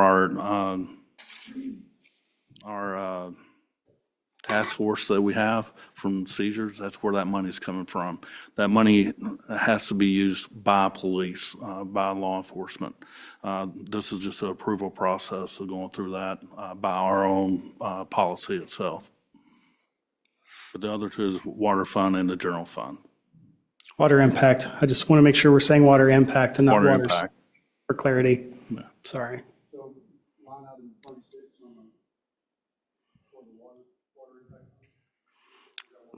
I have water impact fund at 61. It'd be on the last page of the monthly investment report. That's our balances, our cash balances. Yes, sir. So if we amended this, if we approved this, Yes, ma'am. do we anticipate that we will have that fire department vehicle and those streetlights in place by the end of the year? Yes. Otherwise, we wouldn't be asking for the amendment. We would just ask for it for FY '25. The lights, yes, I'm not going to guarantee the fire truck. We still have a brush truck we haven't received yet. We're fingers crossed that this will be easier than the brush truck, but you are correct. We have carried that brush truck for 3 years on our budget. Well, and that's the reason I'm asking, is that if it doesn't look like that would happen by the end of the year, would it not be a better idea just to move that vehicle over to the new proposed budget?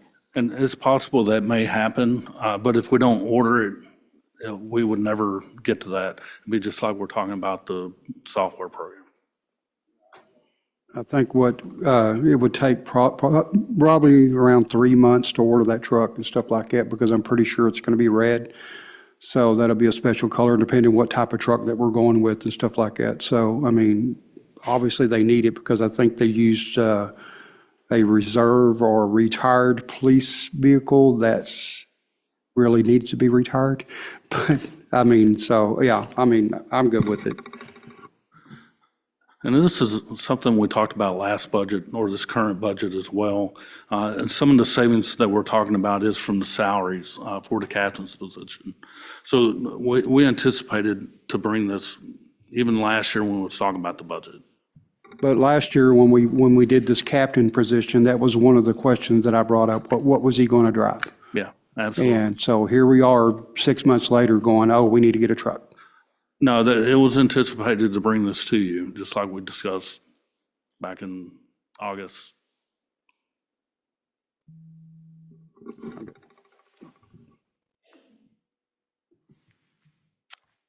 Anything else?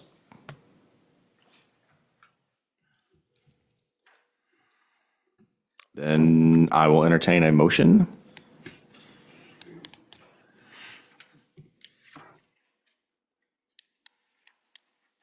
Don't everybody jump all at once. So once again, are we motioning for the 400K or the 279? How do you want us to phrase that, Dr. Horton? It's ordinance 781. I tell you what, Mr. Mayor, make a motion that we approve the proposed amendments to the General 01, Police Seizure 31, and Water Impact 61 funds. If I may interject, do we want to add subject to legal review to that? Subject to legal review on the impact fund. Thank you. Okay, thank you. Do we have a second? I second. All in favor? And for the record, all opposed with the like sign. Madam Secretary, the motion passes unanimously.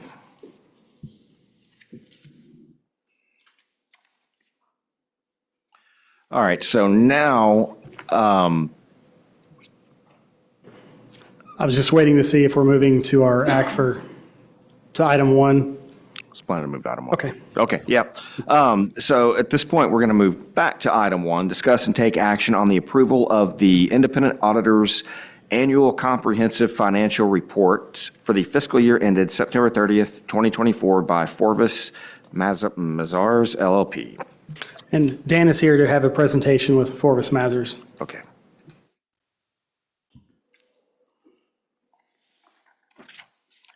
Hello, good evening, Mayor and council members. Thanks for having me here this afternoon, this evening.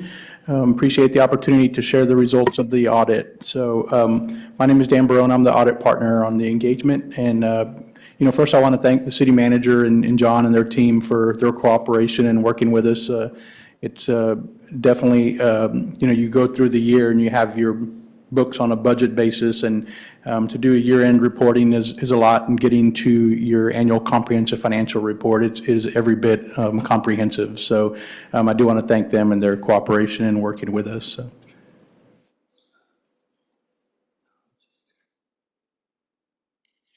So as we mentioned, we did complete the audit for the year ended September 30th, 2024 for the city's annual comprehensive financial report and the Kennedale Economic Development Corporation also. So even though the Economic Development Corporation is included in the reporting entity and included in your ACFR, there is a separate standalone financial statements for that as well too. So we will issue unmodified or clean opinions on both of those reports. So that's the highest level of assurance that you can get on an audit is a unmodified opinion.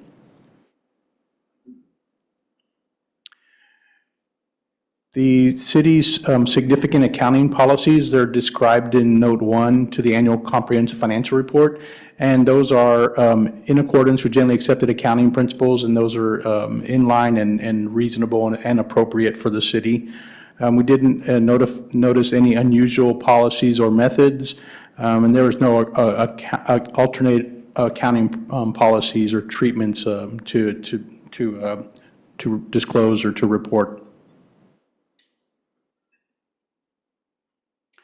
When we look at the audit, there are some of the areas that we say have, management estimates or significant policies around those areas. And so we do spend a lot of time to make sure that the judgments are reasonable. Some of those areas involve your pension and your OPEB liabilities and disclosures related to those. Some also relate to your revenue recognition, your leases and your subitas. So we do look at all of those management estimates to make sure that those assumptions are reasonable and did not have anything to report. They were all reasonable. As far as the quality of the accounting practices and policies, as I mentioned previously, they are nothing to report there. They are in line with the generally accepted accounting principles. And we did not have any significant discussions outside of the normal course of the audit with management, and we did not have any disagreements with management throughout the audit.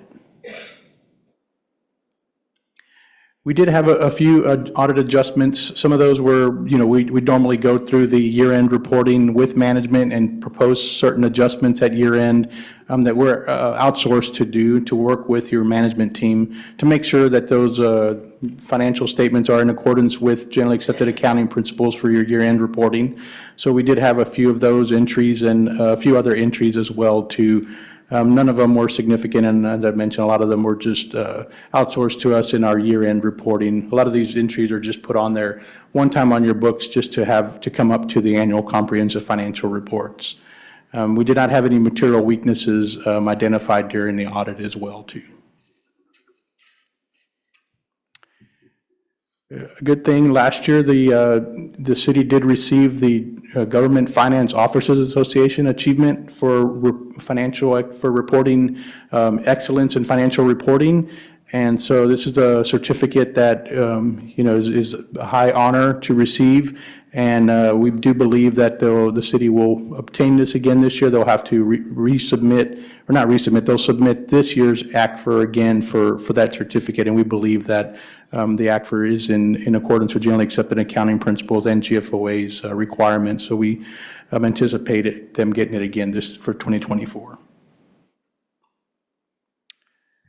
There are a couple of things that I just want to point out, some future pronouncements. The GASB, which is the standard setter for financial reporting, they're always kind of looking to improve financial reporting and accounting for governments. And so there are a couple of pronouncements that will be out there in the future. We do have GASB statement number 101 related to compensated absences. So this just kind of allows for some consistency in practice on some of the newer types of compensated absences, how they're accounted for and reported. And there is a lot of inconsistent practices out there among governmental entities. So this kind of just helps with that consistency. And this will be applicable for your fiscal year 25. There's also another one that's applicable next year related to certain risk disclosures when you have certain items that cause certain risks that you would have to disclose in the financial statements. I don't anticipate either of those two standards to be significant next year, but we'll work with your management team to make sure those are implemented and adopted correctly. There's also two more, Gatsby Statement 103 and 104, which are applicable in 2026, so there's still time to kind of look at them, and both of these deal with just the first one, 103, deals with the financial reporting model, making some improvements with certain areas of your annual comprehensive financial report. And then the last one just deals with capital assets, with the last few years dealing with leases and Sabitas being part of your capital assets. This just kind of clarifies how some of those are reported in disclosures. And I think you all had a brief discussion earlier about cybersecurity. We'd just like to remind you all the importance of that and the required training for council members regarding cybersecurity.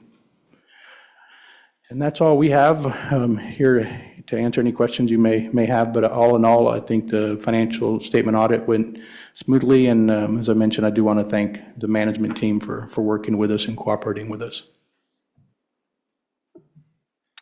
Any questions? I had a couple, please. This is my first year on council, so how long have you been doing this for the city of Kennedale? How many years have you audited our financials? This is my first year as the engagement partner. So there was a previous engagement partner who's retiring from our firm. So I took over as the engagement partner this year. So this is my first year. I think as a firm, do you know how many years, John? It goes back to BKD. Yeah, so it's probably been 4 or 5 years. 5 years, okay. And how long does this audit normally take y'all to do? Off and on, it probably takes 3 or 4 weeks of field work. And so, we do some planning ahead of time, kind of related to close to your year end, where we do some risk assessment planning, just kind of get a general understanding. And then we do come at final field work. We spend about 2 or 3 weeks to wrap up the audit and do all of our testing then. Councilman Gary, if I can add something to that. Kelsey and Tyler, who aren't here tonight, they both help us throughout the year considerably. So if we have questions throughout the year, they are available. This team isn't just available during the audit time. They do help us throughout the year. So I want to make sure that they get recognized for that, because they definitely provide us a lot of support that's needed when it comes to these entries. And that's part of why we can make the audit smoother, is because we check in throughout the year and make sure we're on top of any adjustments.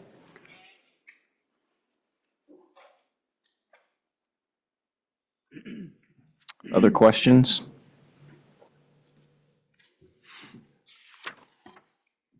Anybody?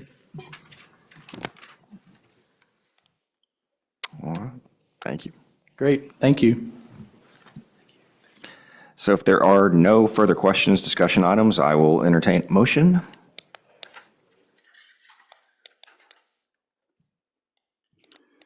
Mayor Horton, I will make a motion to approve the Independent Auditor's Annual Comprehensive Financial Report, ACFR, for the fiscal year ended September 30th, 2024 by Forbes Bazaars LLP. Do we have a second? I'll second.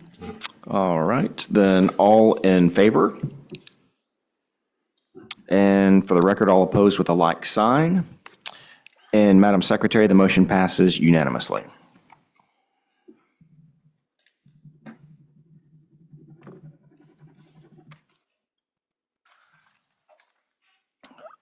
All right, so this brings us to item number 3. Madam Secretary, do we have someone that wishes to speak? Yes, Mr. Horton. We actually have 2. The first one is Bryant Griffith. Okay.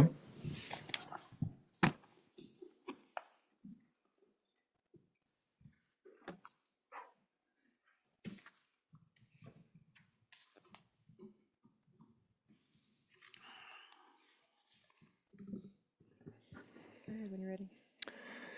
I'm Bryant Griffith. I live at 912 Greenfield Court, 76060. Good evening again, Mayor, council members, fellow citizens. Tonight, as we turn to item C3 to discuss and take action on amending policies on donations and the eligibility of public funds, we are not merely tweaking procedures. We're deciding whether the future of Kennedale's governance will be marked by transparency or tainted by suspicion. This action item is not just policy housekeeping. It is a direct response to months, maybe even years of public concern about conflicts of interest, political favoritism, and undisclosed relationships between elected officials and entities seeking access to city funding or contracts. It's not theoretical. In recent decisions, in recent elections and council decisions, we've seen clear examples of entities making campaign donations, receiving support from public officials, and then reappearing later in the form of grant applications, development proposals, or vendor bids, all without a single mandatory disclosure or recusal. We must change that. We must raise the standard. Tonight, I urge this council to do more than simply discuss this issue. You need to act. You need to take this opportunity to codify common sense ethics into our policies. Some examples of that could be requiring public disclosures,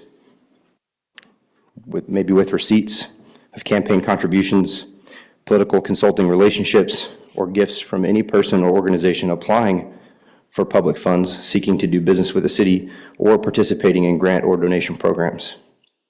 We could mandate recusals or enforce the mandate of recusals of any council member from deliberation or votes on matters where a reasonable person could perceive a conflict of interest, particularly when recent donations or political support have taken place. And finally, we can build these standards into our application process for grants, donations, contracts, public-private partnerships. If you want access to public funds, the public deserves to know. Our Home Rules Charter, Section 3.06, prohibits council members from violating the express provisions. In Section 12.07, it goes on further. It warns that using public official or public office for personal betterment, financial or otherwise, is a violation that can result in forfeiture of office. And state law echoes this, reinforcing that public officials have a fiduciary responsibility to act in the best interest of the people, not themselves, not their friends, and not their political allies. So let's be clear. What's on the line tonight isn't just a policy, it's public trust. You can't legislate integrity, but you can require transparency. And if we fail to take that step tonight, we send a dangerous message that access to public funds in Kennedale is more about who you know than what you do. Finish your thought, please. Let's prove that's not who we are.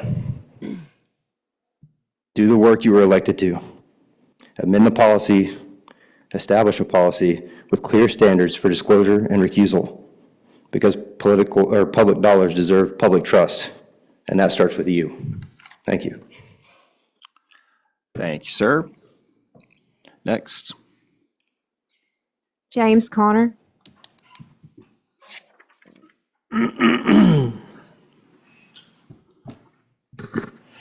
James Connor, 501 West 3rd Street, Kennedale, Texas, 76060. I actually agree with Councilman Glover, Mayor Pro Tem Michaels for putting this on the agenda.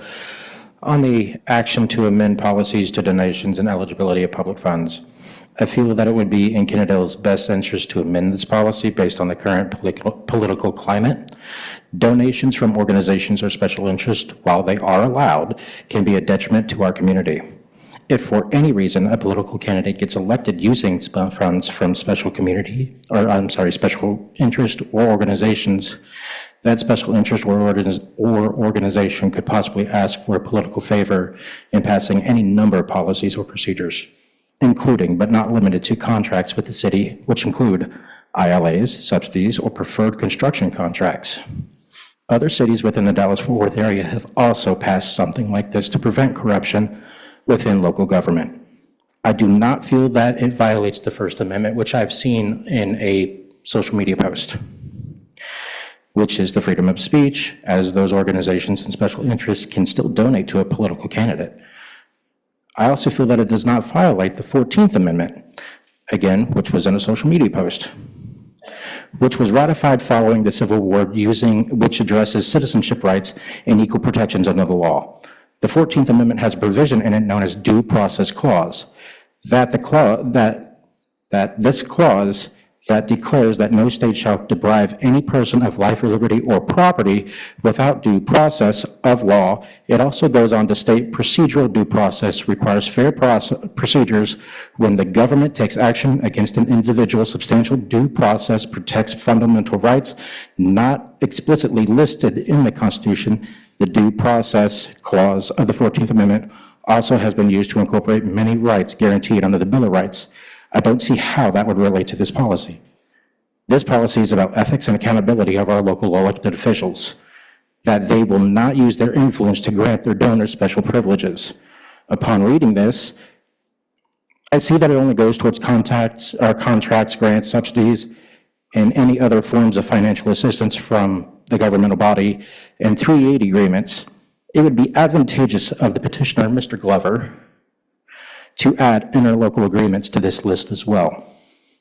To those that are outraged by this policy, I ask that you look in the mirror. The only reason you're upset about this policy is because of what you would do if you were to get elected.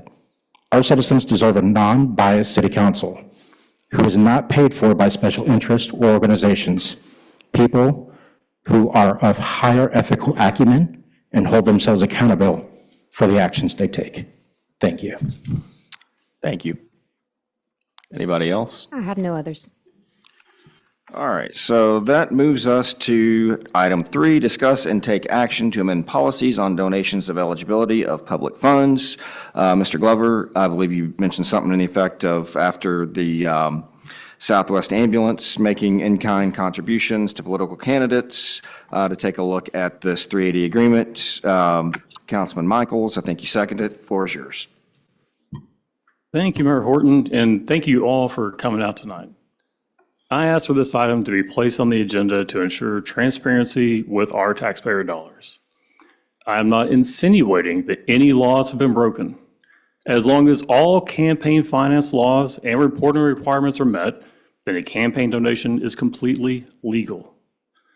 Given the rising cost of campaigns, getting support from individuals and businesses will only increase in future elections. There has been a lot of discussions during this election cycle around the EDC grant program. That program was set up years ago with no guidelines around governance or eligibility. So last year, I started the discussion within the EDC to define guidelines for the EDC's grant program, and that governance is now in place. And in the same spirit, tonight, we will be discussing how to promote transparency, prevent conflicts of interest, and maintain public trust in your local government decision-making. This is not a new idea. Other cities have already implemented similar policies. For example, Austin has pay-to-play restrictions and donor disclosures. Dallas has campaign finance transparency and ethics codes. San Antonio has ethics codes with contractor contribution rules. And Houston has donor transparency and an ethics commission. As a reminder, some members of this council based their 2024 election campaign on a $1,000 donation from former Councilman Griffith to the mayor's Back to School Bash fundraiser. I would have expected the topic of transparency and donations to have already been brought to council prior to this evening. While the agenda says discuss and take action, the only action we can take after this discussion is to ask the city attorney to draft an ordinance that would be discussed at a future council meeting. So, before we dive into the discussion, does any member of council have anything they would like to add?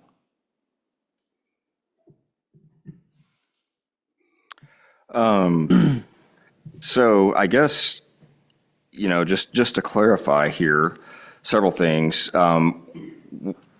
Who all would this apply to? Because it's my understanding that several businesses that may donate for things like the hometown Christmas and other things are concerned that they won't be able to do that. So we will get into the details of the policy. That's coming up next. I just want to ask, based on what I just said, were there any questions? I'm chairing the meeting, sir. So Carvin, have you seen this before? No, I'm not. So this is coming up before you've had a chance to look at it. Okay. Okay. So I'd like to get council's input on the purpose statement of the, does everyone agree with the statement? This policy is intended to ensure that no donor can gain preferential access to public resources and that no public official is unduly influenced by campaign contributions. It reinforces the principle that public funds must be allocated based solely on merit, need, and the public interest, not on political support. Does anyone have any changes they'd like to make to that statement? I have a question for the city attorney. And it regards whether there is any case law that you're aware of that surrounds this.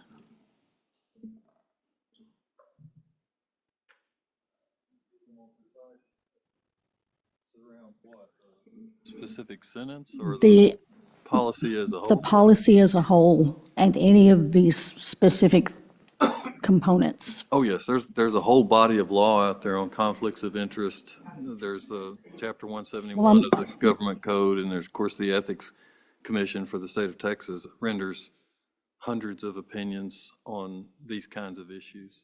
Right, and I'm asking the question basically to get that on the record. Okay, thank you.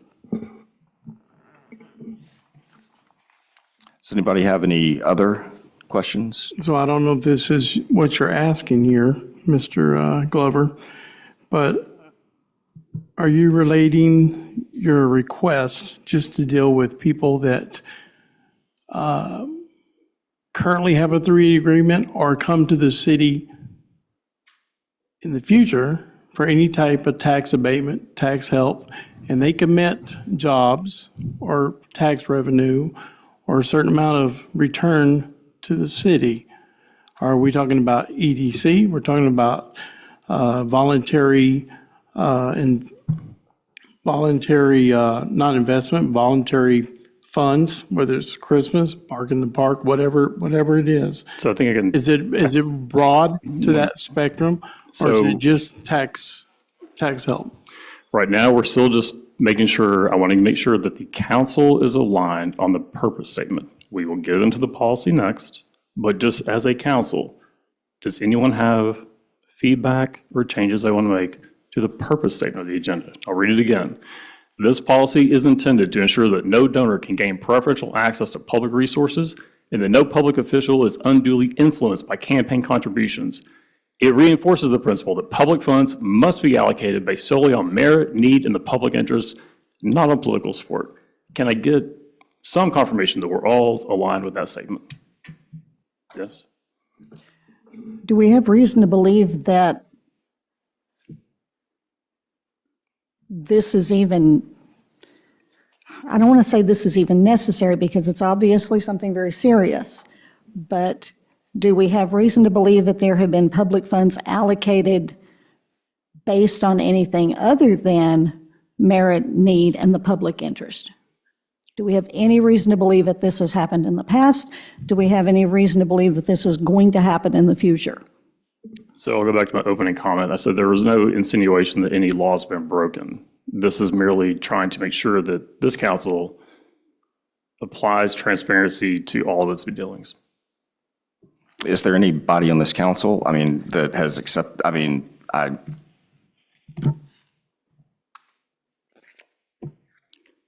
So does anyone have an objection to the purpose statement? Or would anyone like any edits made to it? If not, we'll move on to the meat of it. Okay. All right. Moving on to the policy statement that's in.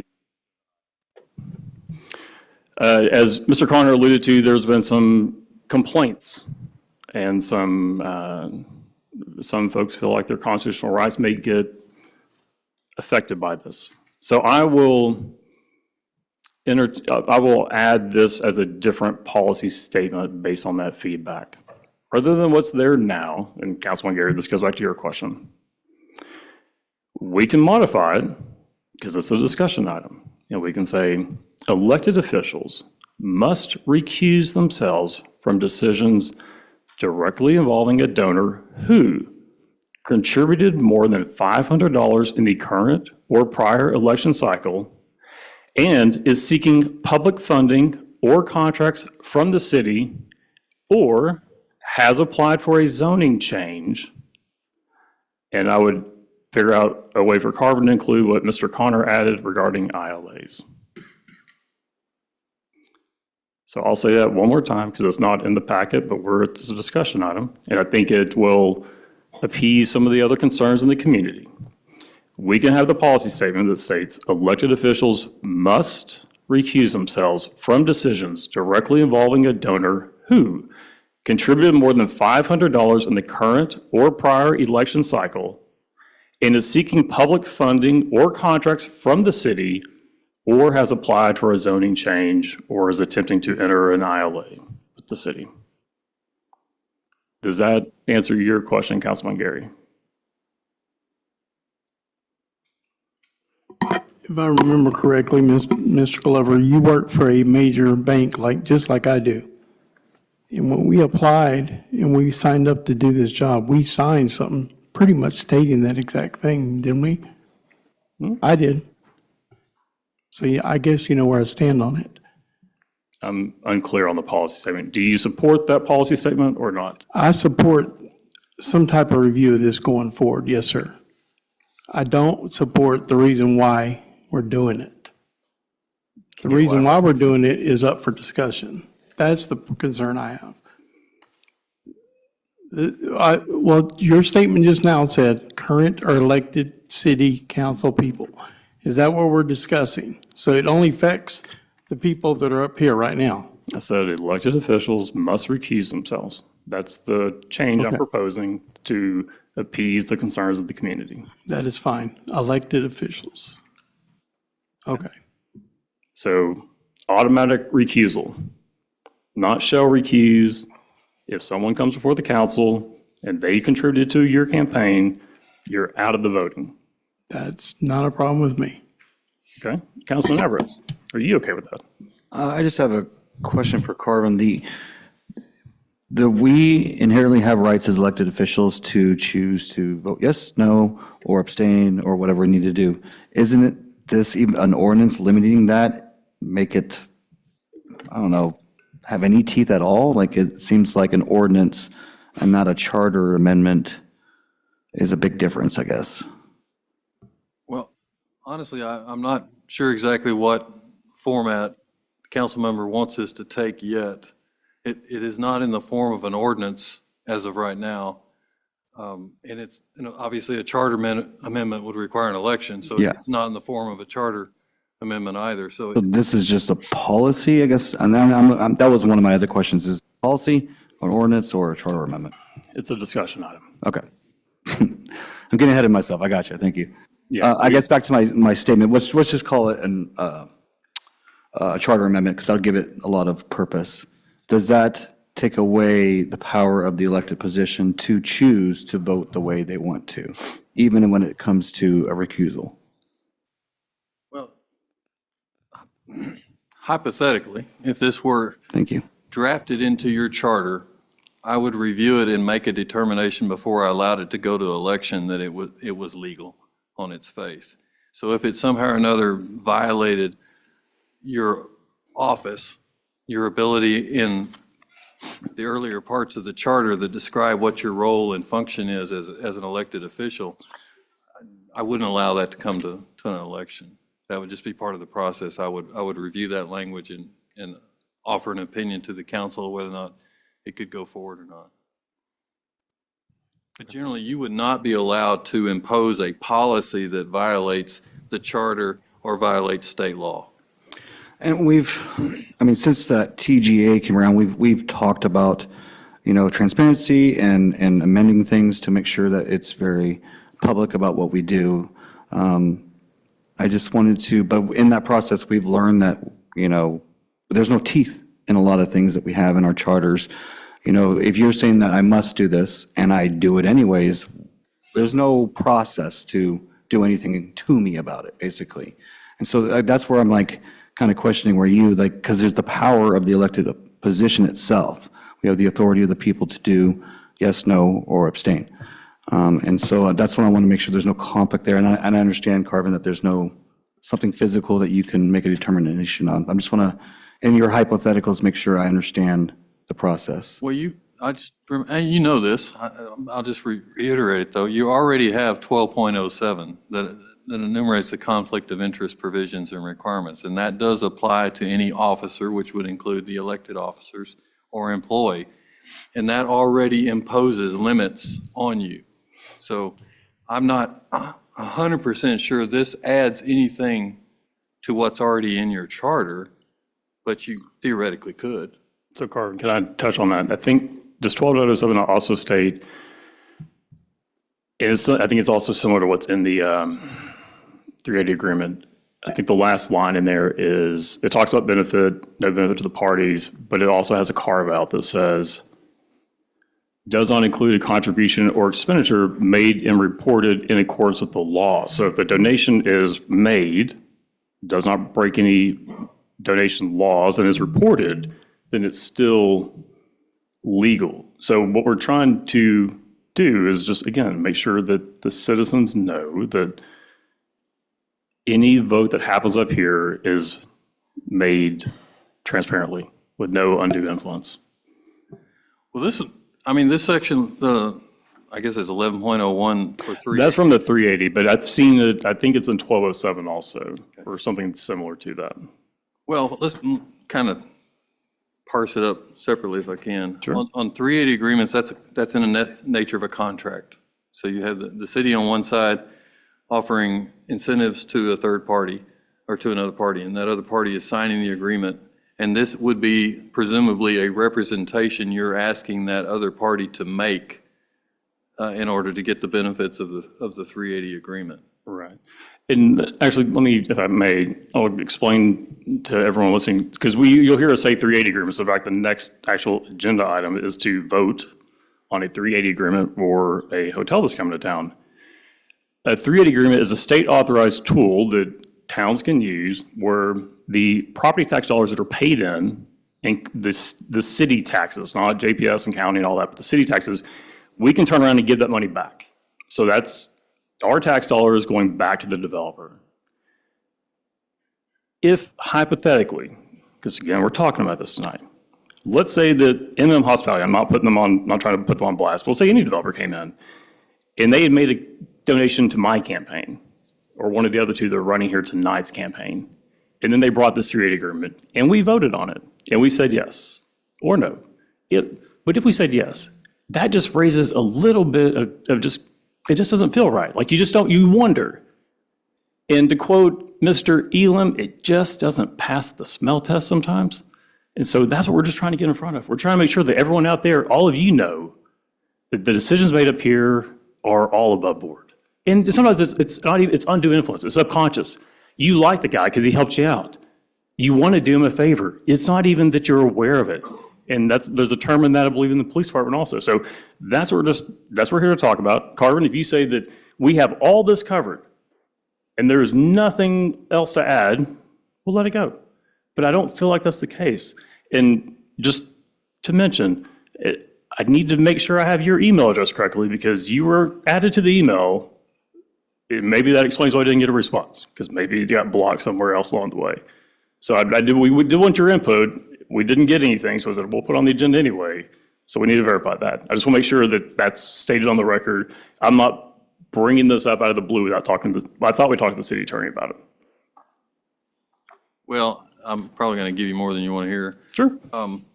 It's a discussion. Under the state bar rules, as you know, I represent the entity of the city of Kennedale. And so I don't technically offer legal advice to any of the council members individually. Yep. If you call me, I'll try to help you, but I do not represent you individually. Likewise, I don't represent the mayor and I don't represent city manager. I represent the entity. So unless the corporate body asks me, I'm an expense item, as you well know, unless you guys ask me to opine on something, I don't generally just dive in and rewrite an ordinance or rewrite a policy or anything like that. And so in this instance, I got an email, but it did not authorize me to spend resources to research it or to rewrite it or anything like that. So I basically chose to set it aside, and when I get direction, I'll act on that direction. Thanks, sir. All right, so coming back to the policy statement, I believe Councilman Gary has said he's okay with that. The elected officials must recuse themselves. Councilman Navarez, how do you feel about that? Do you want me to repeat it to you one more time? I'm fine with you so far. I would like to hear the rest of the presentation. Okay, well, I'll tell you what, I'm just going to kind of move down the dais. I'm trying to get everyone's input. This is kind of how we did the EDC grant program. We went around the dais, we got input line by line, and we built the policy together, and then it came back over several more months later, and we eventually voted it. That's what will happen with this. Mayor Pro Tem, how do you feel about the policy statement? The elected officials must recuse themselves from decisions directly involving a donor who, yada, yada, yada. I'm good with what we've talked about already. I kind of agree with Councilman Gary too on this. I mean, I like to kind of move forward and then maybe get into a little bit more discussion afterwards. Okay. Councilwoman Kobeck. I'm willing to keep listening. Okay. All right. Regarding the scope of the policy, this I think is exactly what's in there now. Applies to all elected officials within Kennedale and their campaign committees, includes all campaign donations, whether monetary or in kind, applies to all forms of public funding, including contracts, development incentives, tax abatements, and grants, and I guess we'll pen ILA based on feedback from Mr. Connor. How do we feel about that? I'm just going to look for nods now in the interest of time. Okay. Okay, I have, if you don't mind, I have a question. So in your third line, it says public funding including contracts, development, incentives, tax abatements, and grants. Does that, first question, does that include the EDC? Yeah. Okay, does that include, now I don't know if we have anything on this, but does that include the school district? No, we don't Or is have that a totally different entity? Okay. Yeah, this And is then for everyone in the city. again, we're allotting current elected officials. So that means if you're elected and you take money from somebody, you need to stay out of the vote. If they regarding the contribute- 380 agreement come up, or an EDC grant request. or If they anything contributed like to your campaign, so it's not that you took it after you were elected. If they contributed to your campaign, if they helped get you into office, then you are recused. And we've got to find the right language for that. Carmen's going to say, is there a way, is that, to Councilman Everett's point, does that affect our ability to govern? I think we just need to spend some time researching that to find the right kind of language for that.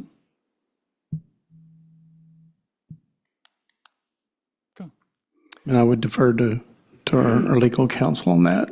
It's going to take time to If you research. review I'm that. not trying to have you do that right this Wasn't second. sure I heard, was there a question mark? No, it's not really a question. It was going back to what Councilman Everett asked, or that, we can vote yes, we can vote no, we can abstain. This is kind of I don't want to say a fourth option, but it kind of is, where it's like you're automatically out of the vote. And we have that in there now. Like we have it, but it says you shall recuse yourself. And that, I think that shall is where things get a little gray. So we're just trying to clean that gray up a little bit. So who determines who shall recuse or must recuse? And shall's not ambiguous. That is a very strong statement in the legal community. That's a very, very strong. That's almost 100%. Okay. I'm going to have to interject myself just a little bit. I mean, normal council process would be, there'd be a motion, a second, and then there's an actual item on the table for discussion.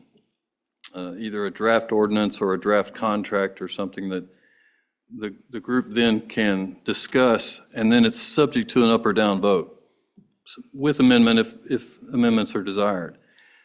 Right now, you've got a really rough document that can't be voted on in its current state. No, I think, again, this was really just meant to be discussion, similar to what we've done with the EDC for the grant process there. That took over 3 months to get through that. Same thing with the lighting ordinance, that took multiple meetings. That's all this is. The motion would simply be, we will either take edits away from this and bring it back to the future council for further review if the council is so inclined. Well, in that instance, I really think it's appropriate for the mayor to be guiding the discussion at this point. Okay. And getting direction from the council how best to proceed on your proposed policy. Okay. Mayor Horton.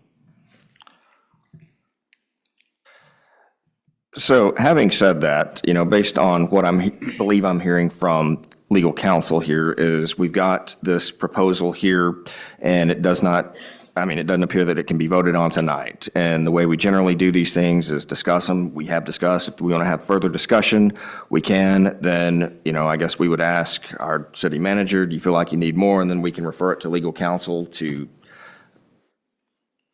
what have you. Drafted or Yeah, at some point, as the city manager or the council, if that's what you want, if you want me to draft a policy that you could vote on, or you could at least review amongst yourselves, that's probably the next appropriate step. Yeah. So how about we do that?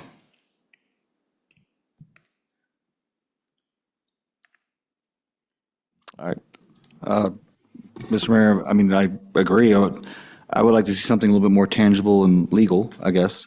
For me, Mr. Glover, it's, of course, I think anybody would want more transparency. The citizens have been crying about it for years. Us councilmen and women have been crying about it for years, and it's come up a lot lately as well. My reserve is what does this look like? An ordinance? Is this a charter amendment? Because charter amendments, we should have a committee, it should go there.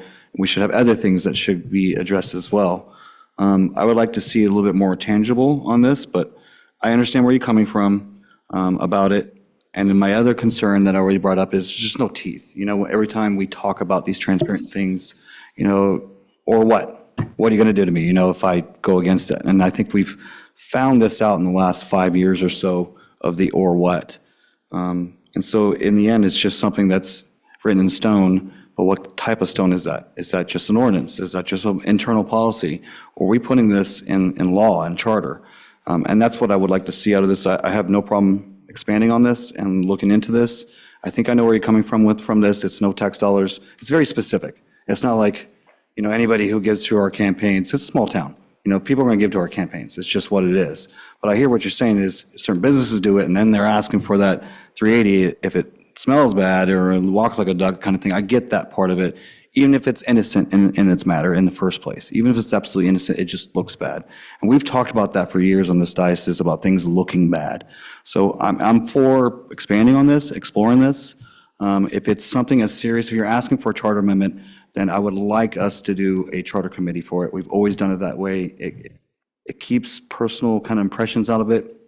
We can all get a representative and let them work it out. And every time we've done that, it's worked out to the benefit of the city in the end, even just last year when we did that. Right. And then just to reiterate, I'm not asking I will defer to the city attorney, the mayor, on what this would eventually take shape as.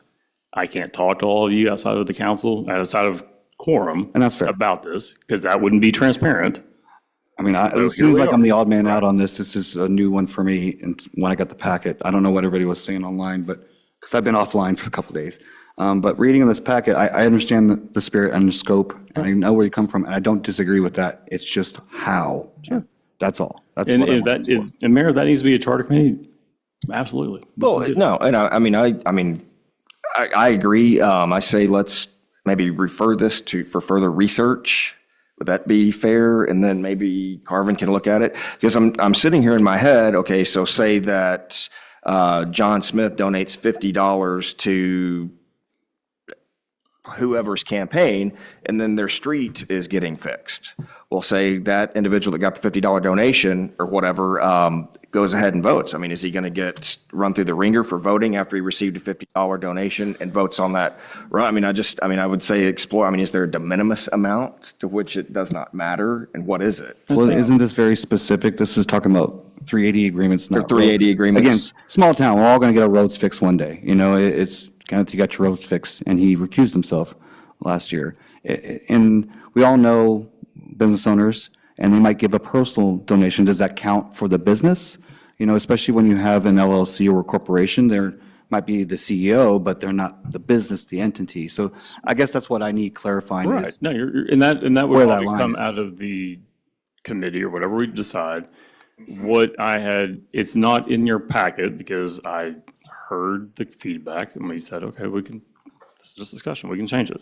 So if the contribution was $500 or more in the current or previous year, that's what I put here. It can be 1,000, it can be 50,000. We'll just put something on there. And they're seeking public funding or contracts from the city, not just the basic services that we or a city are supposed to provide. But if they're coming and they're wanting taxpayer dollars back, we should be above reproach on how that looks. Everyone should be able to look at that and say, without a doubt, there was absolutely no undue influence, whether conscious or subconscious, in that vote, because you're just not going to be part of the discussion. Actually, let me take it back. You can be part of the discussion. We would just want to take it where you're not voting. So that way it's easy.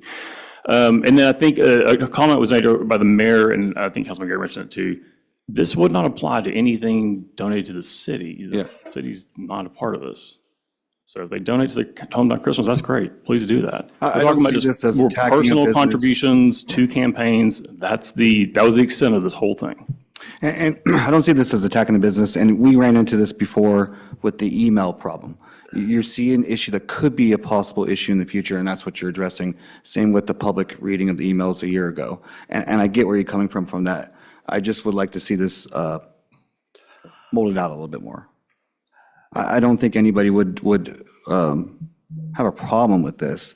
And I feel that you're not accusing anybody. It's just the issue came up. There's no criminality in it. It is perfectly legal, but it might look bad later on. And that's what we've been talking about since the TGA was rejected around here is how can we internally do with similar things that the TGA was offering, which is making sure that we have our own ethics out in stone. In the end, ethics, we should ethically already be recusing ourselves if that was the case.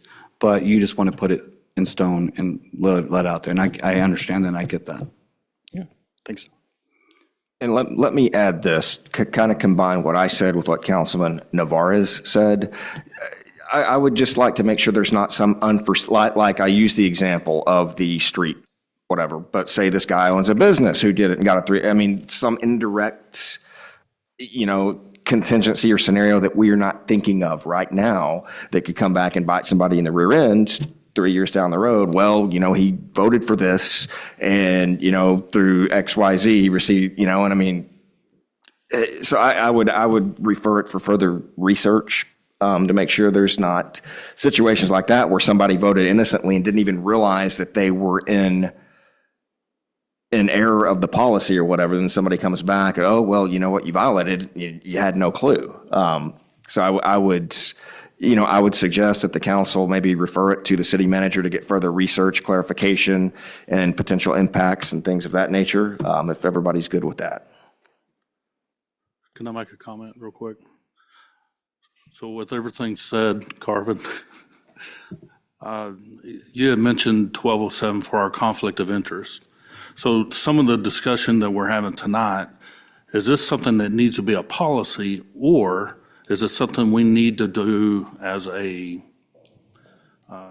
amendment to the charter? So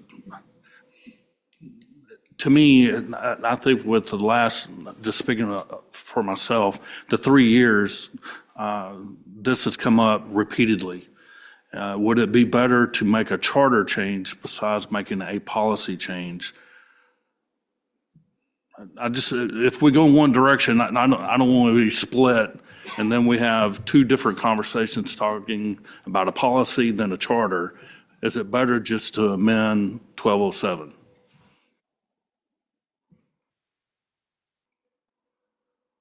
Honestly, I don't know that I have an opinion on whether it's better. Obviously, a charter amendment is harder to do. The process requires an election. It requires a lot. It's longer. It's going to take a lot more detail, and it's going to take a lot more effort. this council can pass an ordinance that it can impose upon itself rules. An ordinance can be changed by the next council. So if, a charter, on the other hand, charter amendment is harder to change for all the reasons I just said. So if we made it a change in the charter, that's going to be harder to undo. It's also harder to pass. It's harder to come up with the specific language that the citizens will vote for and agree to. I bring up the charter because your charter does have some very specific language that limits what the council can do, and it makes contracts that are created in violation of the charter voidable at the benefit of the city. I mean, the city gets this. So if the city, and I'll say we in the rural sense, if my client enters into a contract that is tainted by a violation of 12.07, then I get to advise my client to void that contract unilaterally if it's not to my client's advantage. If it's to the client's advantage, then I may not tell them to do that. And, the councilman mentioned there may be a lack of teeth. Well, I would advise the city to take advantage of the contract if the contract is beneficial to the city, in my legal opinion, and obviously in consultation. But there are a lot of things. I mean, your 12.07 is fairly good. I mean, it's pretty good, pretty strong language. Now, honestly, I haven't sat down and read some of the other ordinances were mentioned by Councilman Glover.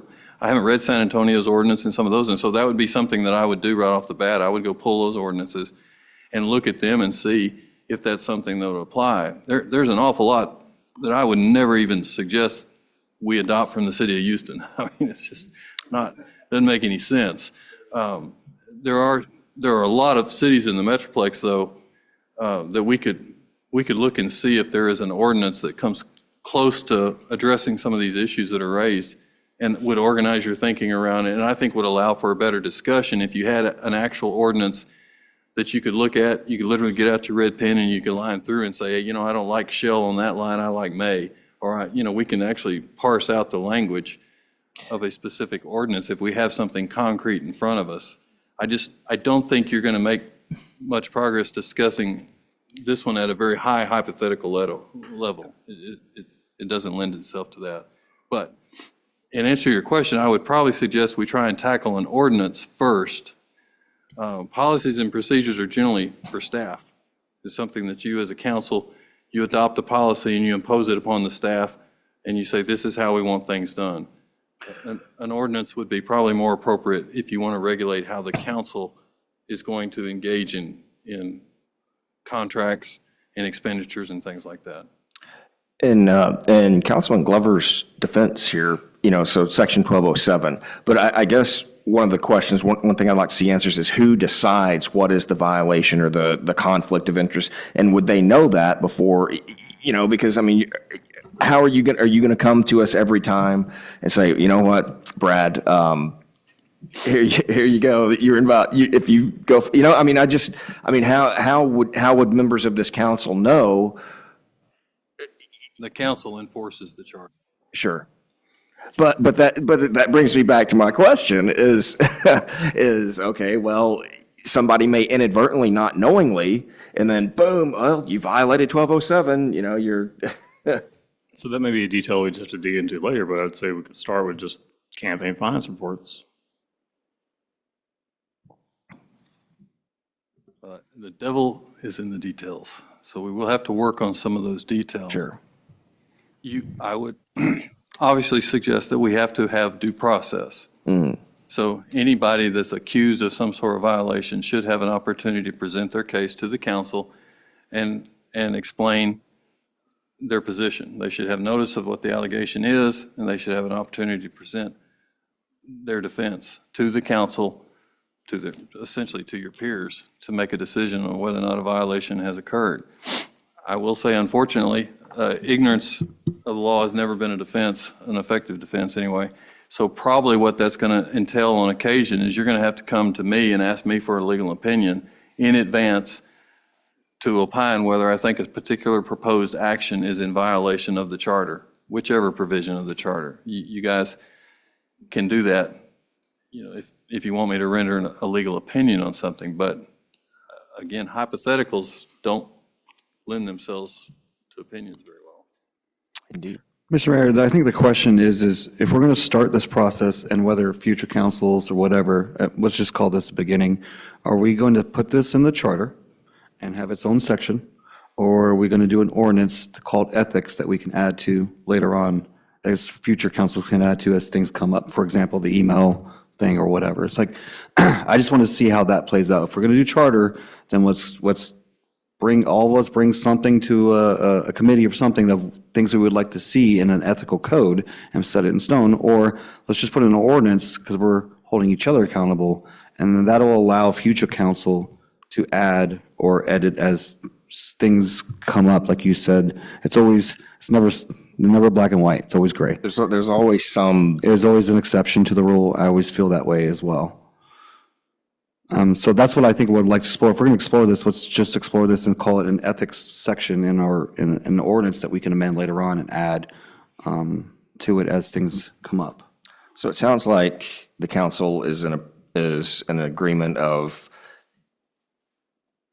directing the city manager to maybe get with Carvin, do some research and find out what might be applicable, what might be feasible, whether that be ordinance, whether it be charter, what have you, and then you can come back and report to the council? So do you feel like you have enough information? Yeah, as long as you guys are comfortable, I can look, Councilman Glover had put down and use it as a base. And obviously, Carvin has tons of experience with other entities that have similar policies or ordinances that we can look at, and we can also share with the council as a whole. Just to add to that, it is not a violation of the Open Meetings Act for me to confer with each of you individually. So if I had a specific question, I could call the council member and ask them, is this what you intended? And I can do that if that makes sense. Yeah. So I'll just add one comment to what Carvin said. I just wanted to start the conversation. I'm not the author of this. We should all participate in this. So I'll share my notes with you, and then we'll see where we are in May. I mean, I agree with you. I think the cities should address it in our cities before the state does. Because again, when the state does it, it's blanket across the state and it doesn't fit all forms. But if we already have something in place, I mean, could be a debate later on if we have to challenge the state, who's got more control, when we already have things in place. So I'm for moving forward on this. I just want to see it play out and see what it looks like. I would like to ask one question, and I know you're going to take legal counsel's direction on a lot of this, as we all will, I guess. But on down here under the enforcement and transparency part, I think you had on here, Councilman Glover, violations, and we talked about who's gonna monitor it, who's gonna not prosecute, but who's gonna make the decisions. But it says violations may result from disqualification from current and future funding opportunities and potential referral for further investigation. So let's say that, for instance, the hotel that we're getting ready to talk about, the 380 agreement. Let's say that he's up and running in 2027, and he, I don't know, it could be anybody that's on the council. He puts their monetary wise, or now let's say for signage purposes, how can we tell that the sign that he puts on that very busy intersection is not worth more than $500? Are we doing this just for monetary? Are we doing it for any type of support? Am I grasping at straws there? I'm just saying, because there's certain intersections that get 10,000 cars a day. There's others that get 200 cars a day. With I've got something on that. Give me a second because it came up with something else on my report. So y'all keep talking. I'll come back to that. Yeah, I guess my thing was that violations may disqualify current or future funding opportunities. Whether it's somebody current or somebody that we approve tonight or somebody we approve next month, if we don't solidify this for a 380 agreement to bring their business to the city, I mean, we're not going to go back and, get somebody, after, before this is done. Yeah, generally speaking, our ordinances or even a charter amendment could not be retroactive. So if we have an existing agreement, we're bound by the terms in the contract. Both sides.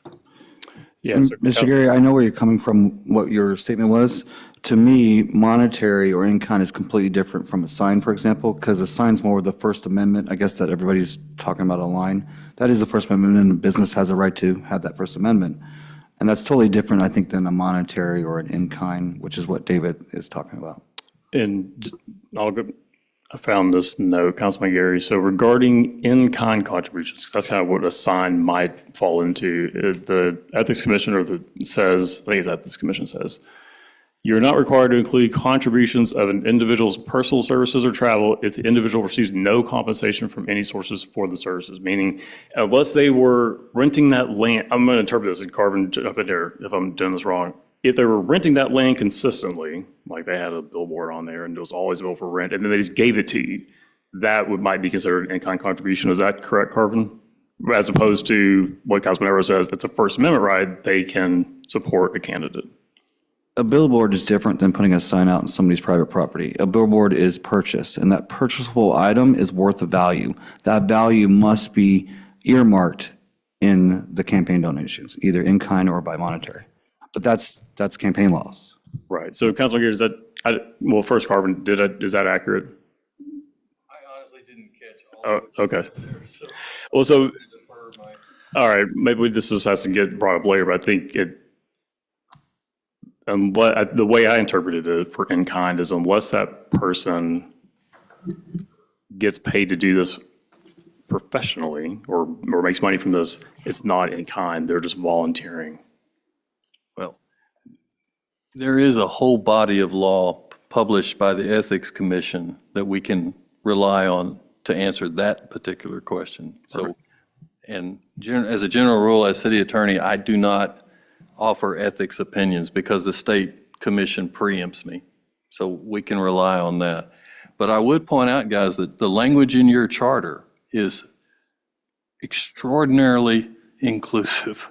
It says, in any manner that would result, if I can read, in personal betterment, financially or otherwise, to any degree.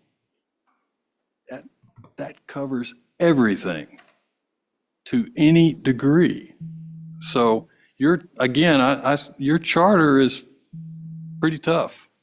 Now, what you may want to think about is, do you want to expand the charter language to include election issues?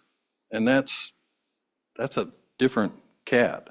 Right now, your charter is primarily interested in contractual or service relationships with third parties. In other words, if the city is entering into a contract, then you have to consider the ramifications of 12.07, whether or not you are financially benefiting from it in any degree.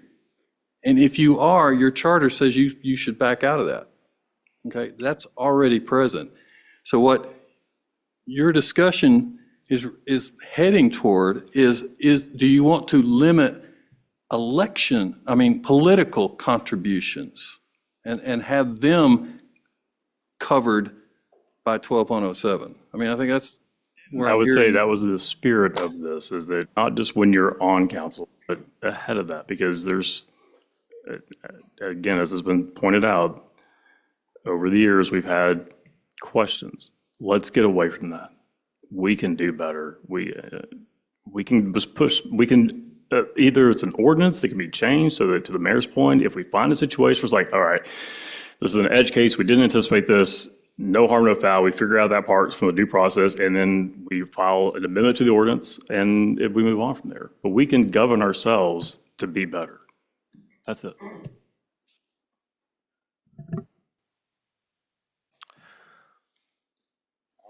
All right.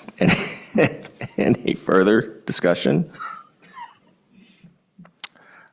All right, then, Mr. City Manager, I guess we will direct you to take the lead on this, and, Yes, sir. We'll do it. all right.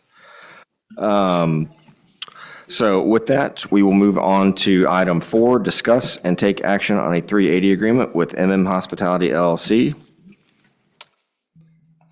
Mr. Connor wanted to speak on this item.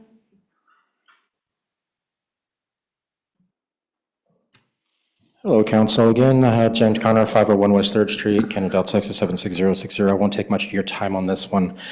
In my opinion, 380 agreements, they're meant for mom and pop shops. They're not meant for multi-million-dollar corporations. The LLC that's doing this, M&M Hospitality, I do believe. I don't know if any of you are aware. He has 14 LLCs. 14 of them. He has liquidity. If I can't get a 380 agreement for my house and a tax abatement for 10 years to where I only pay 25%, why should we give one to someone who has money and liquidity and doesn't need the help? Our seniors need the help. We're still waiting on that. This is ridiculous that we're even having to sit here and discuss this. I understand that it is for businesses and generally, normally a token to kind of get them to move in and get back on their feet. But again, for someone who has liquidity, I wouldn't do this. I'd vote against it in a heartbeat. And I have before while I was sitting up there. This is, I don't agree with this at all. And, you know, why we're giving someone leeway here to pay only 25% of their property tax for 10 years is, well, it's asinine. I just hope we can do better than that. Obviously, maybe, hopefully. Thank you, sir. No other comments, Mayor. Oh, okay, thank you. All right. All right.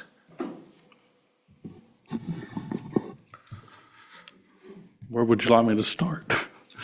Wherever you would like. I want to refer back to last month. So last month during the executive session, we've had this discussion for numerous months. It's just not one decision that came out of the air. This is a process that's been taking over a year to get to where we're at today.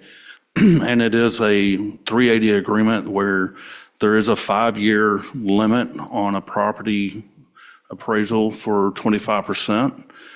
There's also a hotel occupancy tax incentive for the hotel as well to come in for 5 years at 100% reimbursed and 50% for year 6 and 7. There's also in there for 50% for impact fees for the developer to come in and build within inside the city limits that's on the edge of our city. With our EDC consultants and consulting with our city attorney consultants as well, we come to this agreement that's fair across the whole country. These contracts, tax incentives are pretty basic along the lines of any hotel or other corporations or businesses or LLCs that come in that may have multiple businesses that want to come in and invest into City of Kennedale. This is another way that we turn around and we invest back into our business community to say we are open. We encourage you to come in and be a part of us. So let's partner. Let's make something better than what it is today. And I believe that's what this 380 agreement will do, is one, invite the outsiders to come in and be a part of us, to come in, shop, eat, have fun, then go back home. And I think this is one way to do that. With the organization or the corporation that's coming in, has multiple partnerships with other entities, other cities that have this same tax incentive of 380. And I think we're being very fair and honest with them and with our citizens and the benefit that we'll get out of this. Not necessarily maybe a short term, but long term, it's an investment that our city and our citizens are going to benefit. One of the ways we do that is bring in more sales tax. We receive 100% of the sales tax that the hotel produces. The property tax goes beyond the 5 years. Hopefully, it will be here for decades. That's the intent of it.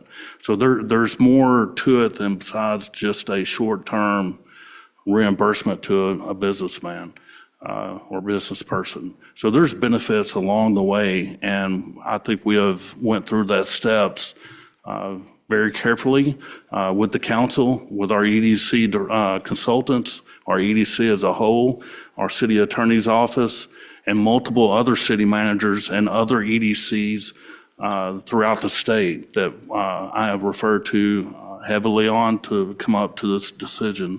And I feel that it fits the city of Kennedale, and it's a benefit to the city of Kennedale. If I may, Mr. City Manager.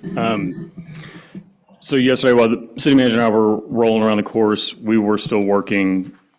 I pushed the 380 agreement through our buddy ChatGPT and had it make some estimates. Do you mind if I run through those just to kind of give the council some context around the numbers we're talking about? Sure, please. Okay. So again, these are estimates, or I'll tell you, it's assumptions. I'm just going to read you through kind of what it came up with. So 67 rooms based at 60% occupancy at $100 average daily rate. The hotel occupancy tax rate in Kennedale is 7%. So the annual hotel revenue would be about $1.46 million. The annual hotel occupancy tax collected would be $102,000 roughly.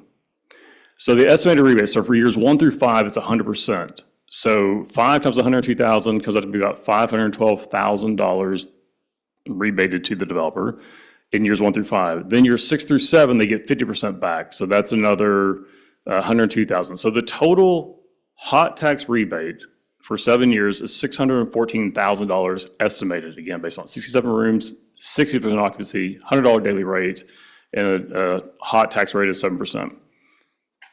If I'm talking too fast, let me know and I'll repeat those numbers.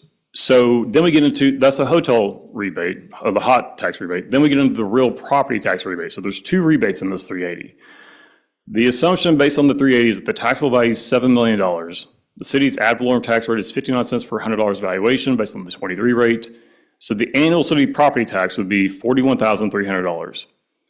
The annual rebate back to the developer would be $10,325. So over 5 years, now we're at $51,000 in return back to the developer.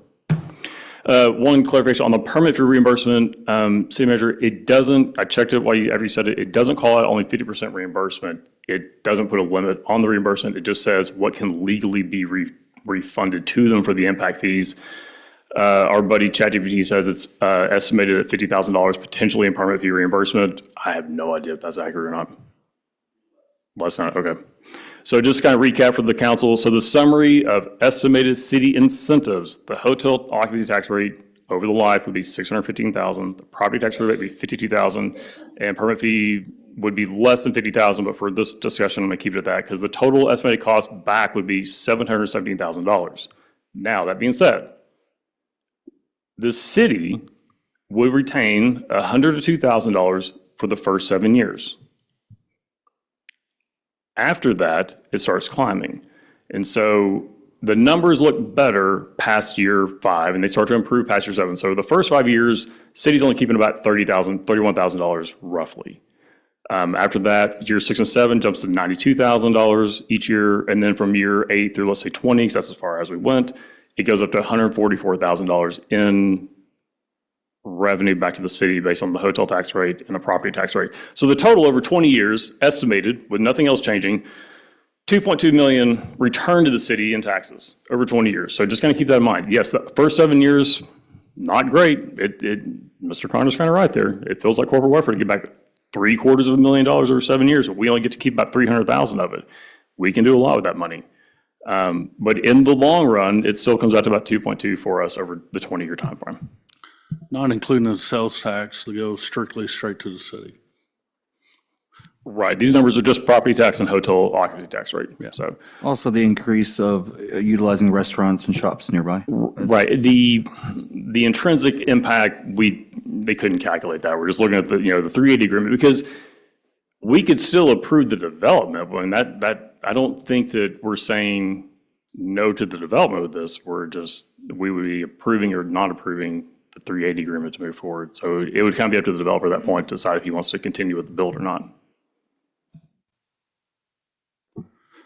Just for an estimate, so it's roughly 80 to 100,000 a year for sales tax on top of the numbers, and that's from day one.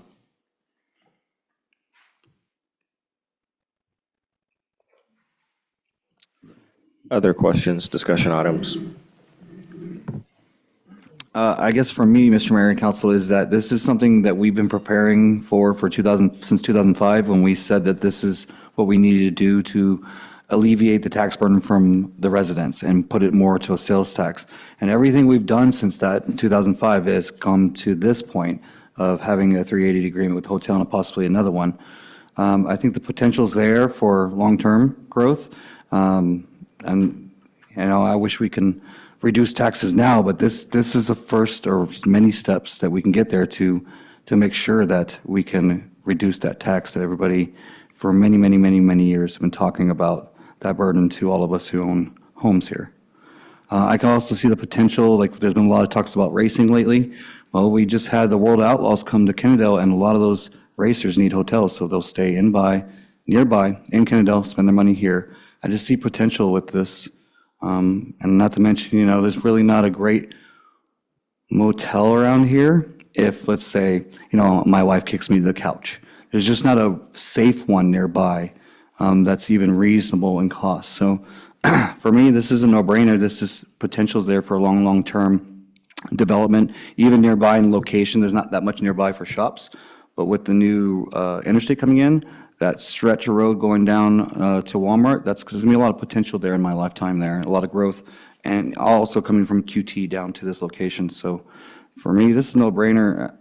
I know we've had a history of not doing 380 agreements in this town. I just don't think we were there yet. I think everything that previous council has done has brought us to this pivotal point, and I've been convinced the last 2 years that these 380 agreements are doing exactly what we needed to do, which is bring a tax base in that we never had before. That property is not giving us any money. Even at a reduction, it's giving us money. So that's my 2 cents on it. I'm all for this.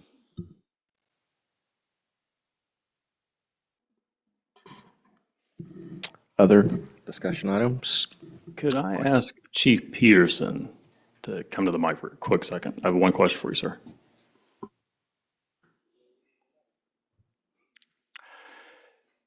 Chief, if we were to move forward, assuming the hotel is built, we don't have an apparatus that has a ladder on it. So if they build a multi-story building, we would be dependent on mutual aid.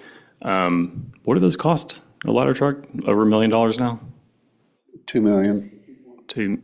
And you add equipment, hose on that, probably another 200,000. So 2.2. Okay. Are we,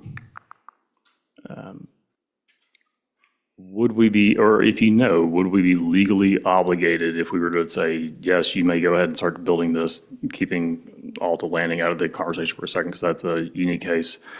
If we were to say, yes, go ahead and build this 3-story building, would we then have a legal obligation to speed up that purchase, where now we're committing ourselves to spend $3.2 million on a ladder truck? What I'm thinking about is we might need to keep some of this money back to pay for that, is where I'm going with this. I was curious if you can tell us if. Chief, I'm gonna jump in on there. When he said it's a legal question, I'm gonna intercept you on that one. No, the city would not be under any legal obligation to buy a ladder truck as a result of entering into this agreement. Thank you both. Thank you, Chief. Okay. Other questions, discussion items? Just to confirm, so obviously the property's what, a little about an acre and a half, I guess? Acre and a half or so? And how many people have we had inquire on that property One, besides Mr. Patel? 0, Okay, probably 30. okay. And then the True Hotel that's, I guess, going to be built one day, is that through, to kind of feed off Mr. Connor's statement, is that through an LLC or an independent, or is that through the corporation for True Hotel?